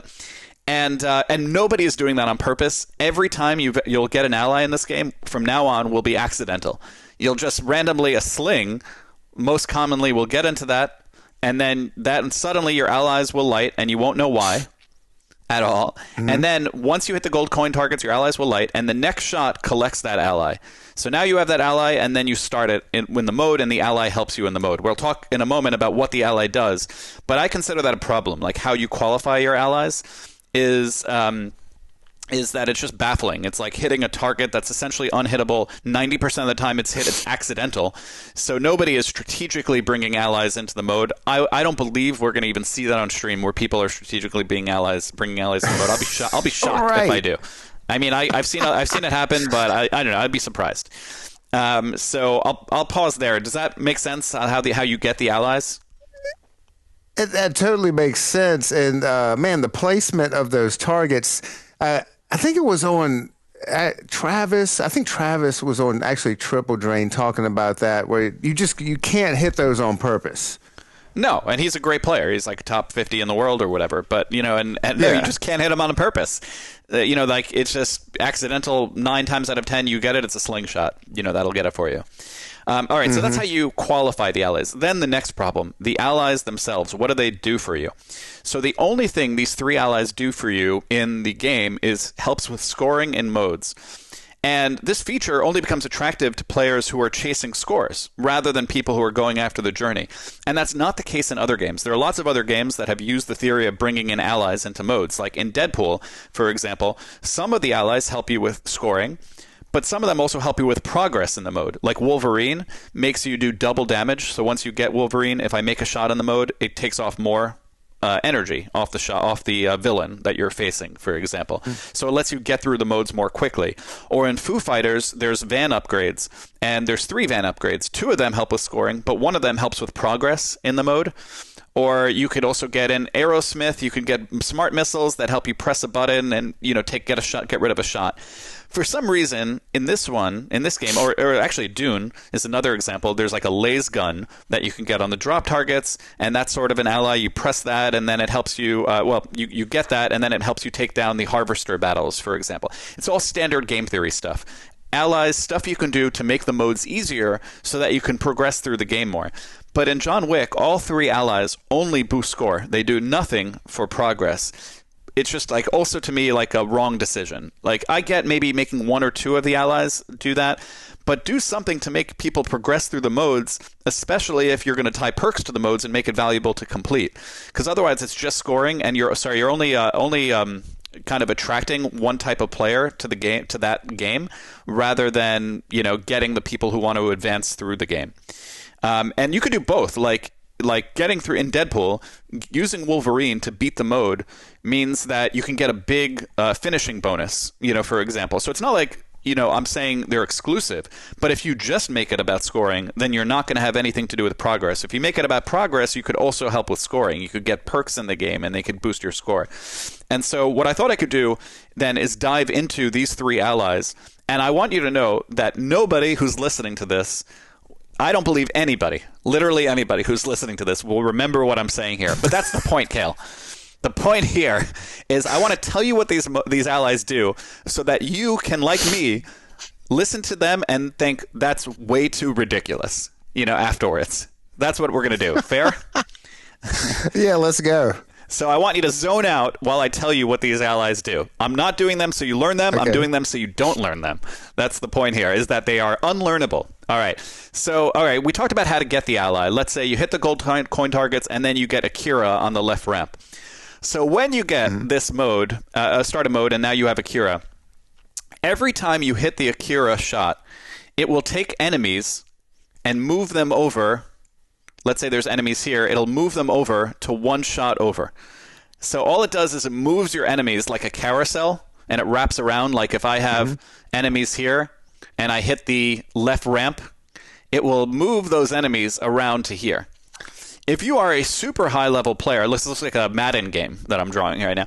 If you are a super high-level player, then maybe you're that conscious about it that you want to move the enemies so that now they're on a lit shot. So now I could hit that lit shot and it's worth more because there's more enemies on it and there's shot multipliers. But wow, that's complicated, right? Man, that is insane. Yeah. I'm going to make it even worse, Cale. I'm going to bump it up a notch. Let's say you hit the left ramp. You hit the left ramp, but now you're holding the left flipper while you do it. If you do that and you're holding the left flipper while you do it, now the enemies will shift to the left instead. And if I have enemies here, they'll wrap around to that shot over there.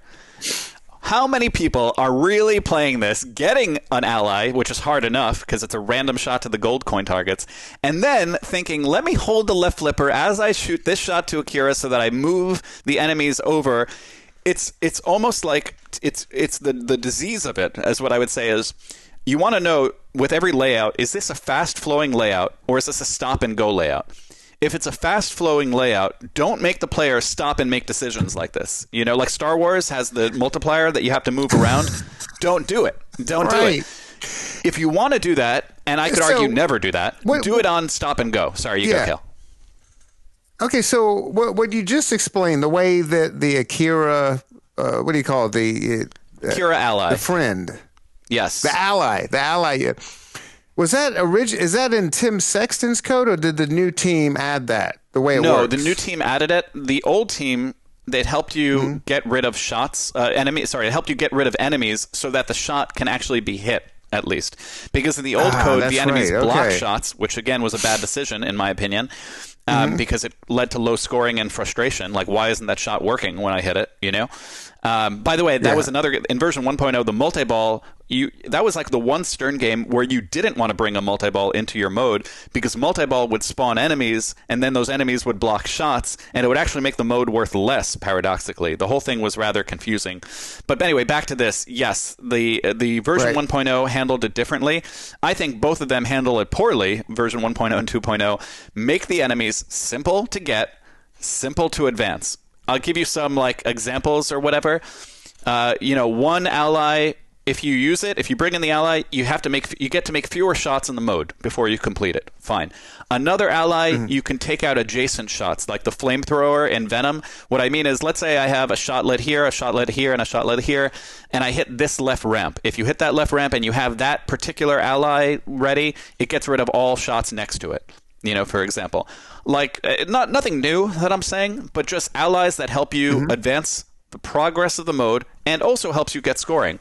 Or maybe another ally, this ally, when I hit the right ramp and I have this ally, it clears all the shots on the playfield. As an example. Those are three different allies that I could envision that would do both progress and scoring. And then take away this gold coin target nonsense. That's just like a crazy idea for allies. It's just nobody's going for it. I can't see I like to see the value of sometimes the things like the Steelman argument. I have no argument for that. I can't make one. My opinion. Other than they wanted to use the gold coin targets because they're there and they're being underutilized now, which is true. But anyway, those are allies. We need like we need an air horn to wake Jamie up. You're right. Okay, so I'm done now talking about allies. Everybody wake up. I mean, I didn't talk about the other two. I could, but they're just as bad. Well, I want to know how they work. All right, fine. All right, you're going to press me to it. I'm going to do it, Cale. Everyone, back to sleep. Get your pillows. We're going back to the other allies. All I did was explain one ally. All right, so let's do the middle guy. What is the purple guy? Yeah, so the next one is Charon, or is that how you pronounce his name? I think so. That's this guy right up the center. Sorry, yeah. Let me scroll it up here. So the next one is the middle ramp one, and in that one, if you have it, and again to qualify it, you have to hit the random gold coin targets, then hit that ramp, then start a mode. So now you're in it, and you can only bring one ally into a mode. That's another kind of weird thing. They did. But let's say, okay, so you bring Charon into the mode. If you shoot the center ramp during the mode, what it does is it allows the next enemies defeated to immediately respawn. And so what that means is, let's say I hit this, I have a shot lit here, and it has 3 enemies on it. And so that means if I hit this shot, I'm going to get 4x on that shot. When I hit that shot, it's going to make the enemies go away. But if first I hit the center ramp, then ski pass it over, then hit the left ramp, it will keep the enemies back on. They won't be killed. It'll keep the shot multiplier for a few seconds, like 4 seconds, something like that. But then they go away, so that's another weird thing. Anyway, so it keeps the enemies on, makes the shots recurrently more valuable. Does that make sense?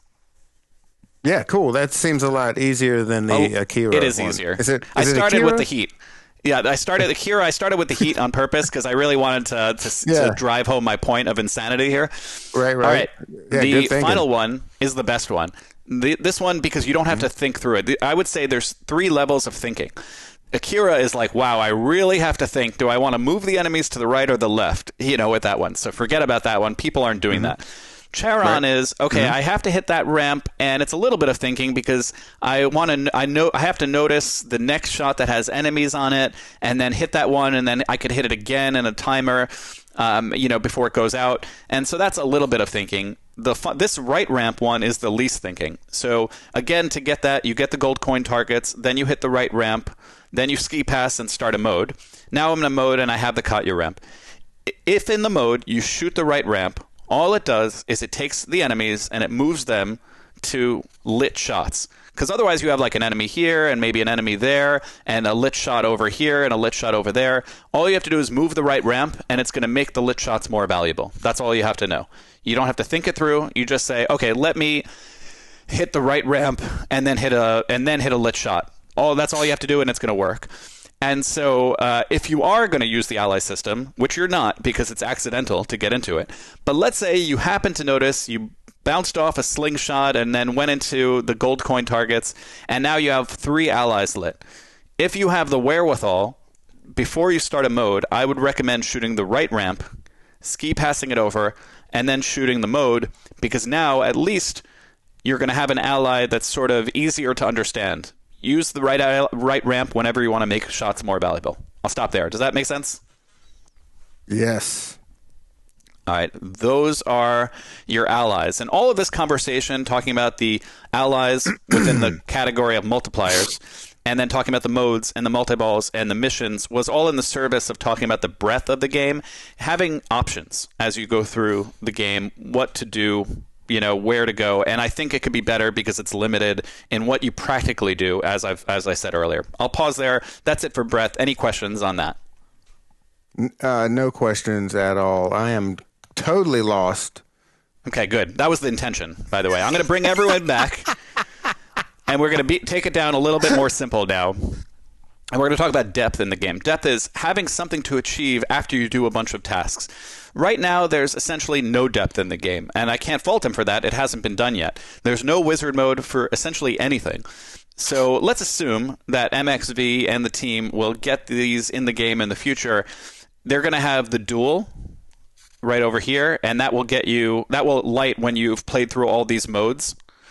Then you're also going to have the staircase, and that will light when you've played through all 5 adversary modes, which is like near impossible right now. And then if you do both of those, you'll get to special assignment in the middle, but none of that is in the game right now, so it necessarily gets a 0 for depth. But I can't fault it. It's 0.98. I am quite sure that Stern will program those in, and so I'm going to assume that one day they'll be programmed in. Having said that, even once they're programmed in, I don't like the depth in this game because there is nothing in the middle of the game to do. Like on Guardians, there's Cherry Bomb in the middle. On every Keith Elwin game, there's like 50 things going on at various points. It paces it better. So the depth is really far out here. Like you have to play the modes and you get to something, all of 7. You have to play all the adversaries and then you get to something. And so I think that in this way, you might think it's kind of similar to original Metallica. In original Metallica, before it became remastered, what happened is you were playing multi-balls, and then there were no modes really in Metallica. You get into multi-balls, and you get your Crank It Up lit, and you get your Crank It Up lit on the right scoop, and you play your Crank It Up, and that was the mini wizard mode, and that was basically the game. There is technically an end of the line if you go through all Crank It Ups, but almost nobody, except for the very top players, get to that. And so that game, as good as it is, and this was like kind of sacrilegious to say about an otherwise great Lyman code, that game had problems, actually. And there's a reason why Ray Day added to it. And adding is the right word here. He didn't replace anything. It was additions. Ray Day understood that, as sacrilegious as it is, Metallica had pacing problems. A lot of owners would tell you that Metallica got boring and felt like wood chopping, the original Metallica. It had a beginning of the game. You start a Sparky or Grave. It had a middle of the game. You get into Crank It Up. But there was no late game, there. There was nothing else to do after you did that. So Ray Day, he added a mini wizard mode for getting through all the multi-balls. So back to Metallica, for example, there's 4 multi-balls there. There's Grave, there's Chair, there's Coffin, and there's Snake. And if you get through all 4, you get to crank it up. Blackened, rather, the new wizard mode in the game. It's sort of another thing to go for that helps with the depth of that game. It gives you a reason now to play all 4 multi-balls. In the past, when you were playing the original Metallica, the only thing you'd really go for is the Chair and the Grave. Nobody would really consciously go for these 2 because they're so hard to get and they're not that much more valuable. Whereas now you are going to consciously go for them in Metallica Remastered because you really want to get to that high value blackened mode, that you get for playing all 4. So that's kind of what Ray Day did to add to this code. Does that make sense before I go back to John Wick? Yeah, perfectly, yeah. And so back to John Wick, John Wick should 100% do the same thing. You have 3 multi-balls. You have a car. You have a captive ball. You have the dance club. Make it valuable for me to actually get all 3 of them. And maybe they're going to do this, I don't know. Do the same thing. Play 3 multi-balls and get to a mini wizard mode. That will add a pacing part to increase the depth of the game and have you go for something else in the game as you're doing it, and a reward for that. And there's no insert for it now, but they could still do it without an insert. And I think that for me, this is the latest re-innovation in code. A lot of manufacturers have recently independently arrived at this sort of idea of do all the multi-balls and get to something. And that's sort of newish. I'll define what I mean there in a moment, why I'm saying newish. Most pinball games, if you get through all the modes, you get to a mini wizard mode of some kind. But the multi-balls, nothing happens when you get through them. A few games recently have changed that, where, for example, in Metallica Remastered, you get through all the 4 multi-balls and something happens. It's not just about getting through modes. If you look at Spooky's game Evil Dead, they also did that too. If you play the multi-balls well, you get to Hero from the Sky mini wizard mode, which John Schoppel did on our stream a few month or so back. And so I think that you could do that with, frankly, other games like X-Men has 3 multi-balls. Do it with that. Star Wars has 3 standard multi-balls. Do it with that. Looney Tunes has 3 standard multi-balls. Simple rule of 3s borrowed from video games. A lot of pinball games have like 3 standard multi-balls. And you could do this with everything, and I think you should. I don't see a reason not to. Otherwise, what I think people playing John Wick will do will be to just go for car over or captive ball multi-balls over and over again, and they're still going to avoid this one, for example. There's just not, you're not focusing on it as much. I'll pause there. I said a lot. What do you say to that, Cale? Yeah, that makes a whole lot of sense. And I think that would make it more fun because, I see a lot of people playing Metallica Remastered, and they're just like, they're only going for all of those multi-balls and trying to stack them, getting to the mini wizard mode. Right. It adds a new way to play. You don't just have to go for crank it up. Now you could go for blackened. It adds some like wizard mode to dangle as a reward for the players. It's not just for modes, but also do it for multi-balls. To me, that's the latest re-innovation in coding. And I'm saying the word re-innovation and not innovation. And the reason is that this idea was thought of over 20 years ago already. And here we bring in one of the 5 best coded games in history, which is Lord of the Rings. And Keith Johnson, at his peak, and unfortunately I say his peak because I think he's gone like off the rails with JJP games and stacking everything. And I say it too many times in these podcasts, but those games have problems with code. But Keith Johnson is a brilliant coder. He's made one of the best coded games of all time that have moments, that has theme immersion, that has everything about it. The modes actually matter. They make sense while you're doing them. Collect the Path of the Dead. Everything is there. Anyway, there are 3 multi-balls in the game. Fellowship, 2 Towers, and Return of the King. And completely separate from the modes in the game, which are up the middle, if you get all 3 of these, you get to Destroy the Ring, which is one of the best mini wizard modes or wizard modes in a game ever made, where if you destroy the ring, you hit the great theme immersion, you trap the ball in the magnet, you hit the ball, it destroys it, the game stops, it shuts off, it comes back on, but it's a big light show, and it's a brilliant design. And then for some reason, this idea, this concept that a mini wizard mode would be achieved after the multi-balls was abandoned for some reason. It was lost in the woods for so many years. And now I think it's back 20 years later, and I'm glad it's back, and I think it should be in almost all games. It seems like an obvious thing to do for pacing and to give the game more depth. I'll pause there. What do you say, Cale? Yeah, that makes a whole lot more sense. I didn't know that about. I haven't had much time on Lord of the Rings, so I didn't know that about the way Keith programmed this. Is there anything similar in The Simpsons? Well, yeah, Simpsons it has its own things. There's nothing for getting all the multi-balls, except to say that to get to the ultimate wizard mode in that game, you have to play all the multi-balls and the modes and do a whole bunch of other things. So it's not the way I'm describing. It's like a lot of games, because I should be clear about this, what I mean and what I don't mean. A lot of games will have, like Aerosmith, to get to the final wizard mode of that game, you have to play the multi-balls. And so you could argue, well, Serge, okay, so isn't that an example where, hey, there's something you achieve after playing the multi-balls? No, I'm not saying that. I'm saying a dedicated mini wizard mode for just the multi-balls. So you just focus on the multi-balls, and then you get a mini wizard mode. Not like you have to play the modes and the multi-balls and get super jackpots, and in Simpsons a whole bunch of other things, by the way, and then you get to the wizard mode.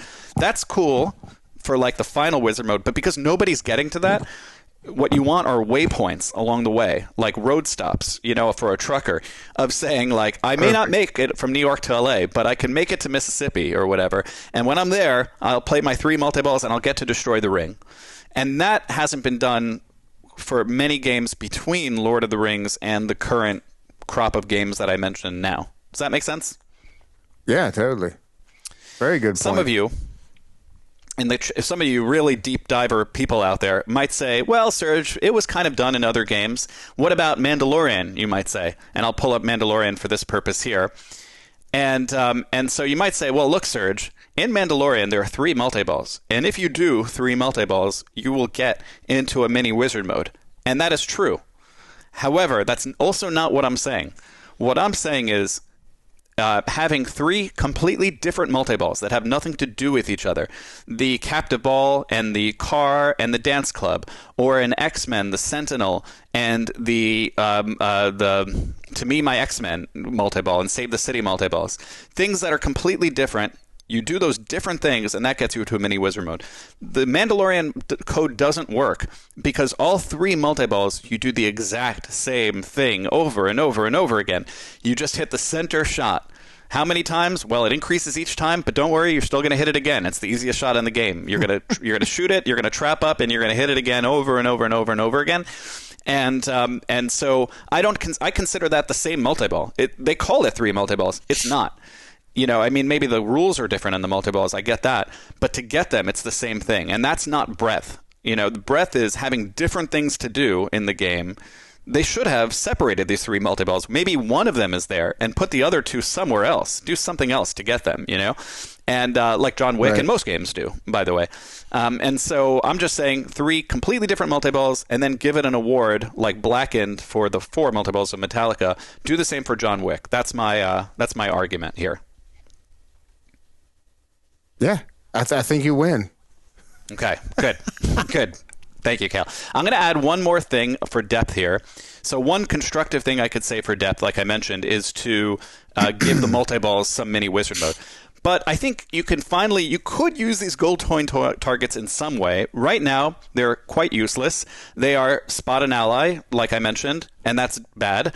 There's also a mode where if you hit it, it destroys all the shots in a heist mode, and that's interesting, fine. But one thing they have is all you do is you hit it, and it lights a yellow shot, and then you hit that yellow shot, and you get some points. And people don't even notice when it happens, other than, okay, there's a gold shot there for some reason. What I'm saying is, over the course of the game, if you make enough gold shots, then some mini wizard mode happens. Just like making enough combos in Deadpool gets you mech suit multi-ball. So light enough gold coin shots, hit it, and something happens afterwards. It's not something to go for on purpose because the gold coin shot is not something you could go for on purpose, in my opinion. But at least it provides you some utility out of those gold coins. So I would add some sort of wizard mode or mini wizard mode just for that feature. So anyway, that's my depth conversation. Anything else before jumping to hopefully shorter subjects as we go along in this massive episode of Pinpals episode 4? No, I think you nailed it, man. The funny thing is, when we talked about doing this episode, I was like, oh, this is perfect because I'm going to learn about what to do. You're going to learn nothing, Cale. In a tournament. I've overloaded you too much. Now, well, all I'm thinking about now, next time I want to play, I just want to purposely add an ally. You'll never that's do all it. I want to try to do. I dare you to try, Cale. I dare you to try. I want you to play 4 games and see if you could add an ally, even 1 game on purpose. I'll take a and challenge. Then use it on purpose. That's what I dare you to do. Right. That's the dare. You in chat, I dare you to do the same thing and tell me if I'm crazy. All right. Next topic is clarity. Is the game clear? There's some things it does well. There are not a million inserts on the game. I do think it's missing that insert of how many enemies are left, but it's not overly crowded. There's not a million screen transitions at all, like on King Kong, for example. But diving in on what isn't clear, if we talk about the modes, for example, it's pretty clear how to start a mode. There's a big flashing red, light there to start a mode on the scoop. They used to have this really weird thing where if you look at the inserts, I'm not going to name them all, but if you look at the inserts for the modes, they all have these fancy names like Marquis de Gramont and other things. But then the actual mode name is like Gather Intel or Heist. And these were this difference between factions and jobs that they used to have. And ignore everything I said because they deleted all that for version 2 post MXV. Now it's just all the same thing. They essentially are acknowledging that it made no sense to have these different names for the inserts where sometimes it's called this and sometimes it's called that. And now everything is just called everything else. So, for example, what I mean here is the faction, it's the Bowery mode, but that's really the Night Watch mode. The New York Continental is really the assassination. And from now on, you could forget the word faction and all of these names. Unfortunately, their names are on the inserts, so I just wish it was consistent, and there's a little lack of clarity there, but at least they didn't make them different in the code. And so back to the game. That's it for the modes, things that could be clearer. The other thing beyond that is that it's clear what to do in the modes, but it's not clear how much progress you have in the modes. Unless I'm crazy, I didn't see it in the README file. Currently in these modes, they don't actually tell you how many shots you have left. There's no progress meter. Think Deadpool, you could see the villain's power meter, and at Avengers, you could see their power meter. And even in Aerosmith, the first LCD production Stern game, there's like a meter of how many shots left. And Guardians, there's a meter of how many shots are left. But for some reason, in John Wick, they didn't think that matters. And I can't understand that. There's no progress bar. Especially, I'd call that unacceptable, especially because now you really want to beat the mode because you get all these perks. Like I told you earlier, if you're going to memorize one thing from this 2-hour podcast, hit the left ramp, start a mode, and then you get the multi-ball extender. But how are you going to know, Cale, if your mode is almost done? In that you're not, is what I'm saying. You're just not going to know because there's no progress bar. Again, maybe they're going to add it. Strange thing not to have, but there you have it. They also made the modes clearer. At least one good thing is it used to be like the inserts of the mode didn't match the shots. What I mean is like this yellow mode is called the heist mode. And so what they did in version 2.0 is now when you're in that mode, all of the shots you have to hit are also yellow. So it's like very obviously tied to the mode you're in based on color. Version 1.0 didn't do that. It just had these other color shots. It made no sense. So anyway, that's it for modes and clarity. Multi-ball is much clearer now. I mentioned before, you hit into the dance club, there are clear inserts, and they advance you. Before, it used to be hit a bunch of stand-ups, and you didn't even know how much progress you had. There's no way to really easily know that. I'm not even sure if it was in the info screen, frankly. And so now it's very clear to go for that multi-ball and when it's lit. And Winston has clear inserts when the captive ball shots enough have been made to light the lock. And the car similarly has inserts there. And I think that's all good. It's pretty simple. I don't particularly like that the premium is different than the pro to start a car. For those who are really deep in this, on the premium, you hit the car a few times, and then you hit the left orbit, and that starts a multi-ball. On the pro, you first have to hit the left orbit, then the car a few times, and then the left orbit again. I don't get why that's there.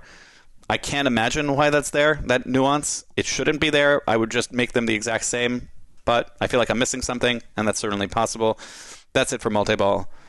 Any questions on multi-ball and clarity, Cale? Nope, you cleared up the only question I had about the car multi-ball. Right. Multipliers, this is where it's just not clear. For example, allies, I mentioned that baffling ally of moving the enemies to the left and right, and then left if you're holding the left flipper and that whole nonsense. That's I don't curse on this podcast. That stuff is just baffling. I would say that's just nobody's understanding that. I understand it, and I don't understand it. That's the level we're talking. And then then there's the lights out. And it has this double in-lane light thing that I can't get a lot of people to understand necessarily. And so I don't find that to be clear. I don't think they're going to change that in the game, but I think it's just too baffling right now. And then at least now in version 2.0, the enemies are clear on the multipliers. Okay, the more enemies, the more the shot is worth. I could learn that pretty easily. The inserts are there to explain it. And then back to finally the adversaries, the missions or side quest in the game. They made that very clear. They added, I believe, a progress bar for that in version 2.0, so at least you know how far you are. And they added call-outs, so they made it pretty clear. So that's all I was going to say about clarity to wrap that up. Does that make sense, or any questions on that, Cale? Yep, nope. You cleared it all up. All right, don't worry, audience. The last categories are much shorter, okay? Risk and reward, I only have good things to say about that. Well, almost. In version 2.0, there's a lot of risk and reward. So, for example, we talked about the adversary mode and how you can collect it or keep going, and then it makes all the shots worth 2x, and then you could do it again and make it 3x, and again and make it 4x. And there's a lot of multipliers in the game. Like enemies on shots might make you go for a riskier shot. Maybe I see the enemies are lit on this shot, so I really want to go for that one because I know it's worth more. That's great. The allies still don't work with the risk and reward because I think people aren't going to be playing for them. You're going to prove me wrong, Cale. We're going to see. But I think people aren't going to actually use them effectively for the risk and reward. And then there's the lights out. But for most good players, getting to lights out is trivial because you could just do the ski pass thing I mentioned over and over again on a pro. And so, like, if a good player is playing John Wick, they're always in lights out, most of the game. And so it becomes sort of trivial, and I don't find that to be much of a risk because you are ski passing it over. I suppose the risk is you don't see what shots are lit. So that's maybe a balance there. So I'm not saying it's bad. It's good, actually, the risk and reward. It could be a little bit better with the allies, but overall it's pretty good there. Any concern or comment on the risk and reward? Nope. All right, we can move to fair and balanced. And this game is fair and balanced. I have no issue there. Fair, I mean, does a player's choices affect other players, like in Godfather, for example, or Scooby-Doo? No. Where you pick a character or something like that. Balanced, does the game make you use the whole playfield? Yeah, generally, when modes are lit, all the shots are lit. You have to hit them. I have to use the left scoop. I have to use the right scoop. Car multi-ball starts on the left orbit. All the shots do something in this game. And the next thing is making harder shots. In terms of balancing, you want to make sure that harder shots in the game reward you more and easy shots in the game reward you less. And the game does that. So the easiest shot in the game is to keep on getting into that scoop, but other than the 2x, once you get the 2x playfield going, there's nothing more lit there. The enemies are where the value is in the game, and the game tends to be smart that it puts the enemies on higher value shots and harder shots. So you might be tempted to hit that scoop, for example. So you want to make the harder shots worth more, and I think the game does a pretty decent job at that. Another thing I could say for balanced gameplay, you don't want the game to reward you for nothing. Like, if you're playing Guns N' Roses, you plunge the ball and you're in multi-ball in that game. And this game makes you earn it. It doesn't give you multi-ball after 0 to 1 to 2 shots. Like, you have to do stuff to earn your score here.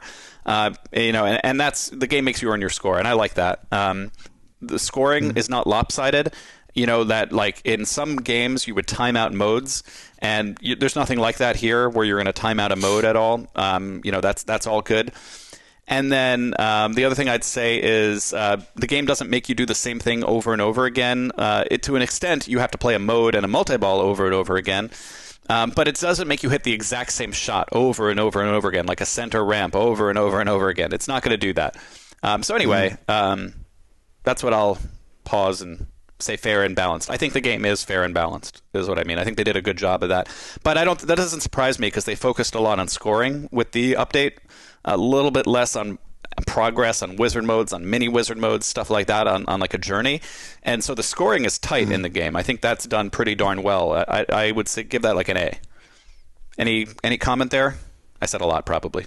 Yeah. No, I mean, just the most interesting thing after listening to you really break this game down, I knew maybe 10% of what you mentioned, right? But I still had fun playing the game.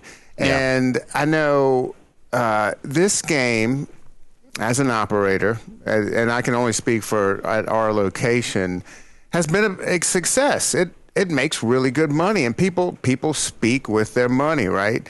I mean, people are putting money in this game and always have. The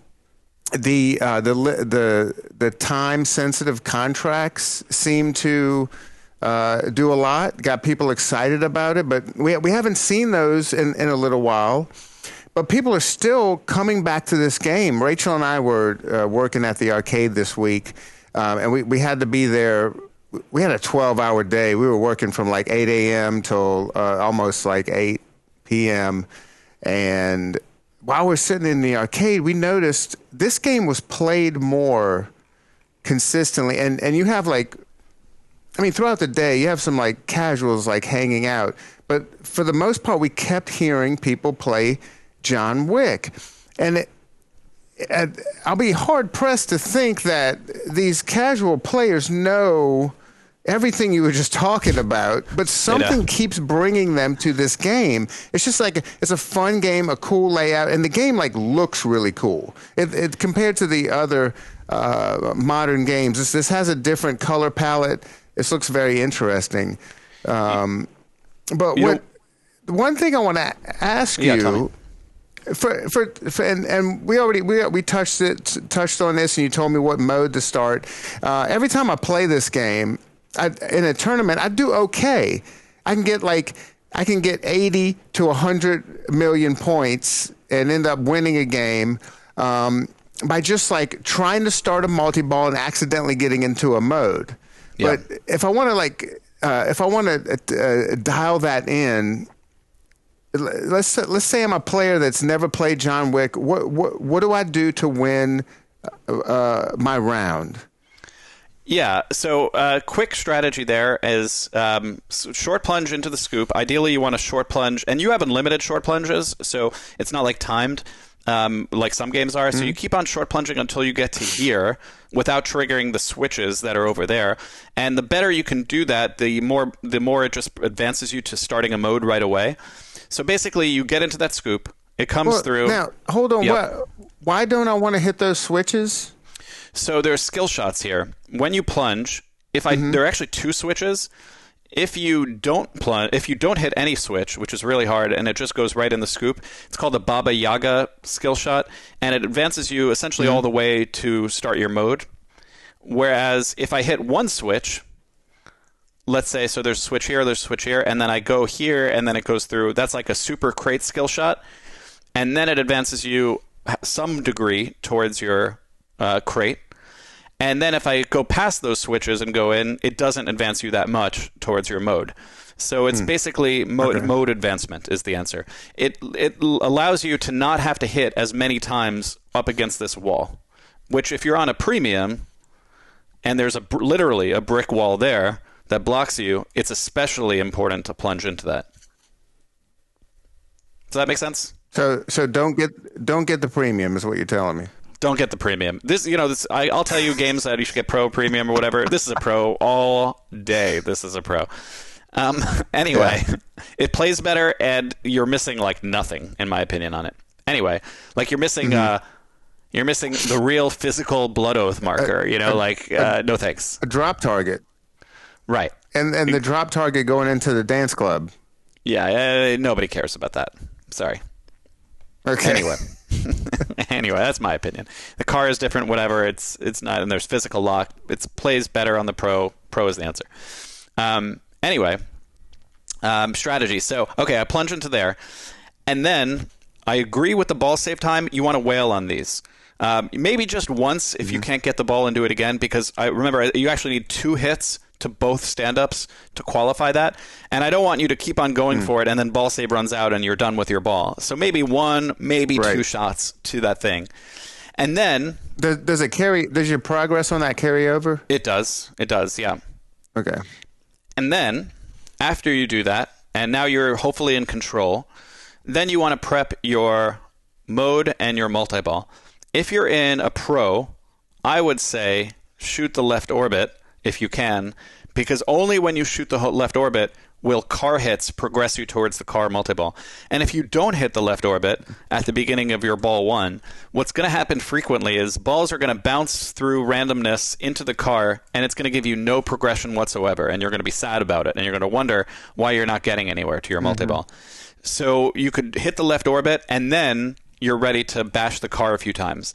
Generally, I would only bash it from the right flipper because it's a backhand. It could hit it and go right back there, whereas from the left flipper, it could bash it and it might hit it to the sling and into the out lane and all sorts of things like that. So I really favor hitting the car and the captive ball from the right flipper and not from the left flipper if you could avoid it, and only from a trap, because usually it's going to come right back down in a safe way. And then after your multi-ball is ready on those things, you'll know your car is ready because all of these lights will be solid, and there'll be a flashing tiny arrow there on the left orbit that's ready for the multi-ball. And or you could hit all the captive balls and then shoot like 2 ramps to get this multi-ball ready. But anyway, after one of those multi-balls is ready, then I would get the mode going. And to be specific, the mode I would start is very much this one. Left ramp, then start the mode. And if you do that, and as the ball is coming out, you then hit the left orbit to start your car. Now you're in the right mode with the multi-ball. And during that multi-ball, if you could actually beat the mode, hit all the red shots, that's what you're going to focus on. Whatever red shots are there, that's what you hit. Hit all the red shots, then you will get the perk for multi-ball extender for the rest of the game, including that multi-ball. So when you're finished with that multi-ball, you will restart the multi-ball automatically. That's my full John Wick strategy, which is probably all people really want to hear through this podcast. And you could ignore the other 2 hours. Yeah, fast forward put that to on the reel, Cale. Put that on the reel. That will be the reel, and that's great. I love that. One shot I really like that I've gotten pretty consistent with, hitting the captive ball, that's the Winston, is correct? The Winston shot. Okay, yes. I like hitting that from the left flipper and glancing off of the captive ball and then hitting that orbit. What do you do when it comes back, though? Yeah. I nail it again. Got it. Okay. There you go. My concern there was that shot works, but it gets you out of control. That's my concern. But I accept. I've been able to repeat it. Yeah, it's fun.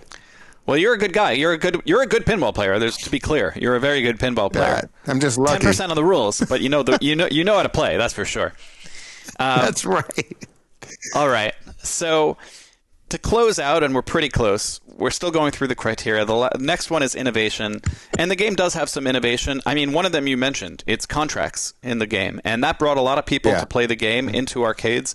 I think this game, and it's really great to have you on podcasts, and something that's missing on a lot of other podcasts, because you're an operator.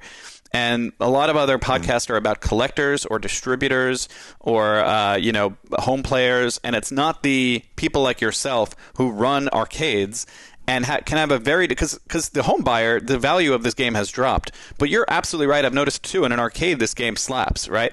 And so I think that there's some reasons for it. I mean, it's fast playing. It is a modern theme. It is a lot of flashing lights and such like that. And so I think it works. It's plays really well in an arcade, I'd say. And the coding has really lent itself to scoring more than it has to the journey. And it's not a hard and fast rule, but the journey is more important, like a Lord of the Rings type game, is better for the home buyer than necessarily an arcade, That's my opinion there. Right. So innovation is there in the code. Sorry, you go.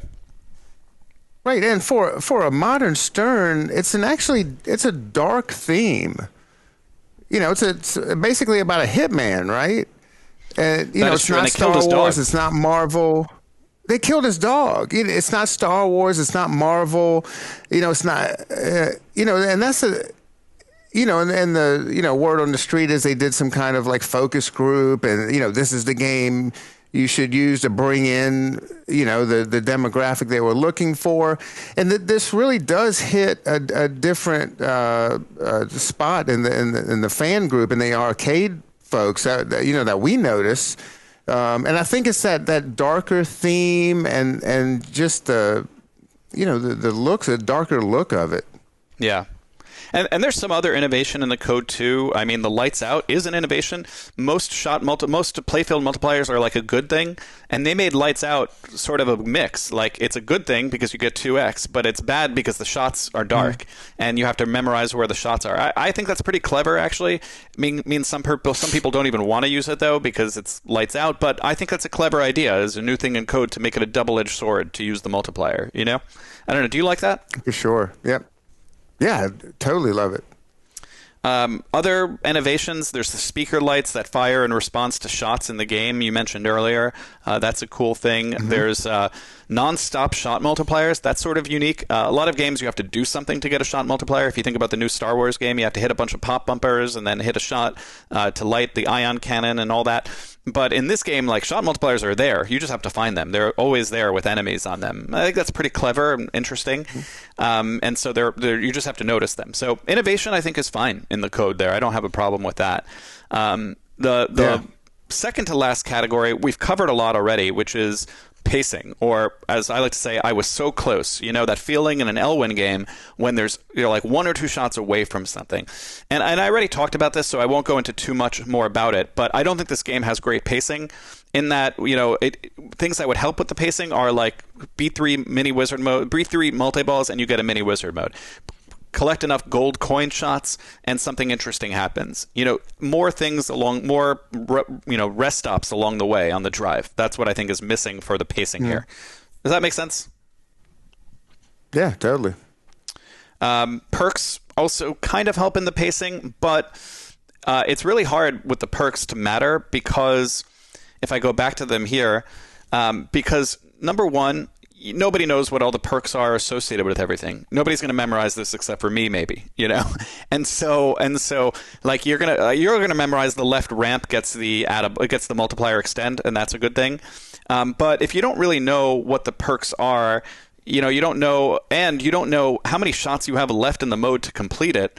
You don't even know which mode to go for to get what perk and how many shots you have left in the mode to begin with. And, like other games just are much clearer about that. And so pacing matter. What helps pacing is informing the player where they are in the progress. And, pacing needs something in front of you, and it also needs to let you know where you are, on the highway. And I don't think this game does a great job of that through the ways I mentioned before, that it's just not giving you, a sense of what's happening. And I also think, back to something I mentioned earlier, if the multi-balls don't let you progress the enemies to get to the adversary, it keeps the adversaries far away, and that's also a problem with pacing. Anyway, does that make sense for pacing, or I was so close? I don't think it's great, is what I'm saying, and I think it could be better with very specific fixes. No, it's totally fine. Did you make this chart that we're looking at?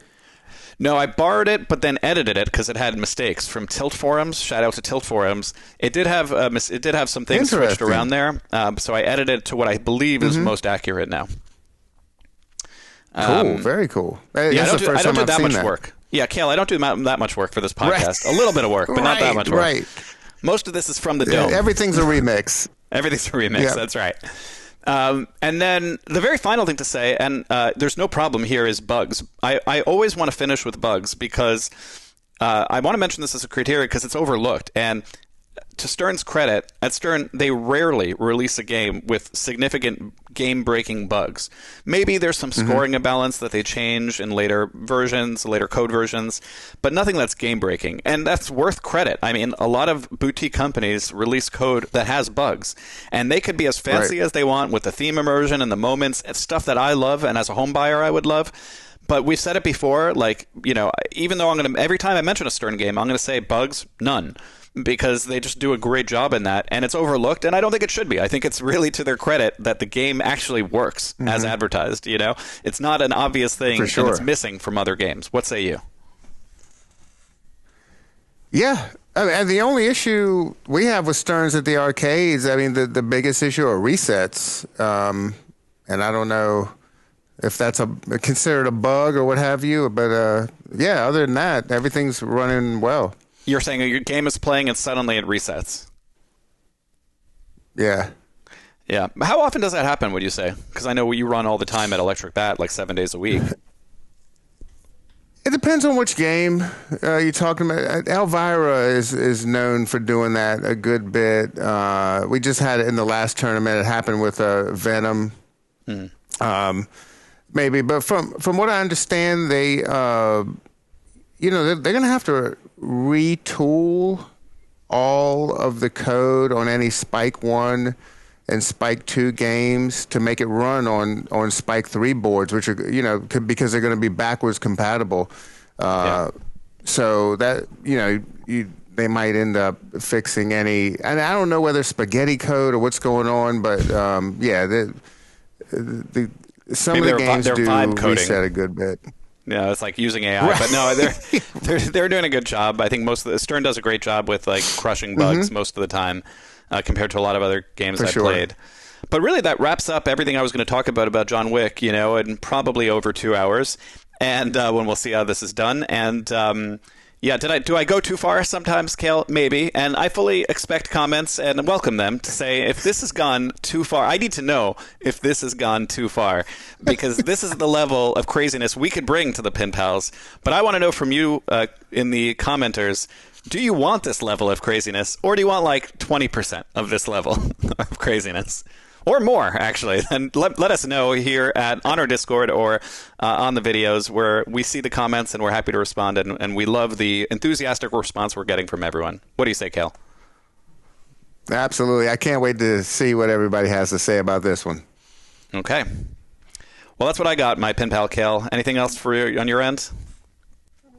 Right on. Nope. I think this is going to be fun. I'm going to get to editing this thing in this crazy storm we have right here in the middle of the valley. But I thank all of you guys for joining us. Thank you, Serge, for assembling this. What do you have in the pot? What are you cooking next? What's in the chamber, Serge? All right, I'll tell you, and I'm going to base it on the vote, other than emergency podcasts that come up to cover something that new comes up. In general, I think we should do what we did with Star Wars. When a new game comes up, day one, I will try to download the code and break it down in the same way we've done here, probably shorter, because it's early code. And we'll do that with every new release. That's the goal. In the meantime, we'll do some regular episodes based on the order of the vote on Discord. So the next one will be, I'll do a similar breakdown like I did here, but for X-Men, unless it's too crazy, and then I'll take it back a notch. But I could do the same for X-Men. And then after that, we'll talk about Avengers. And then the one after that is interesting. It's controversies in pinball art. Go through the history of pinball art from like 1950s onwards, and that's the episode where we get canceled, Cale. If you're looking forward to that, that'll be like episode 7 or so. That's where we stop the podcast. And get canceled. We're going right to the edge on this one. Yeah, because I know the controversies. Some of that have long been forgotten. And they are highly controversial, and I don't think I have the tact to walk through them, and yet I'm going to try. That's what I'll say. I'll help you out with that, Serge. All right, thanks, Cale. Pleasure as always. Right on, right on. We'll see you all on the next episode of Pinpals. Thank you all for joining us. Bye, everyone.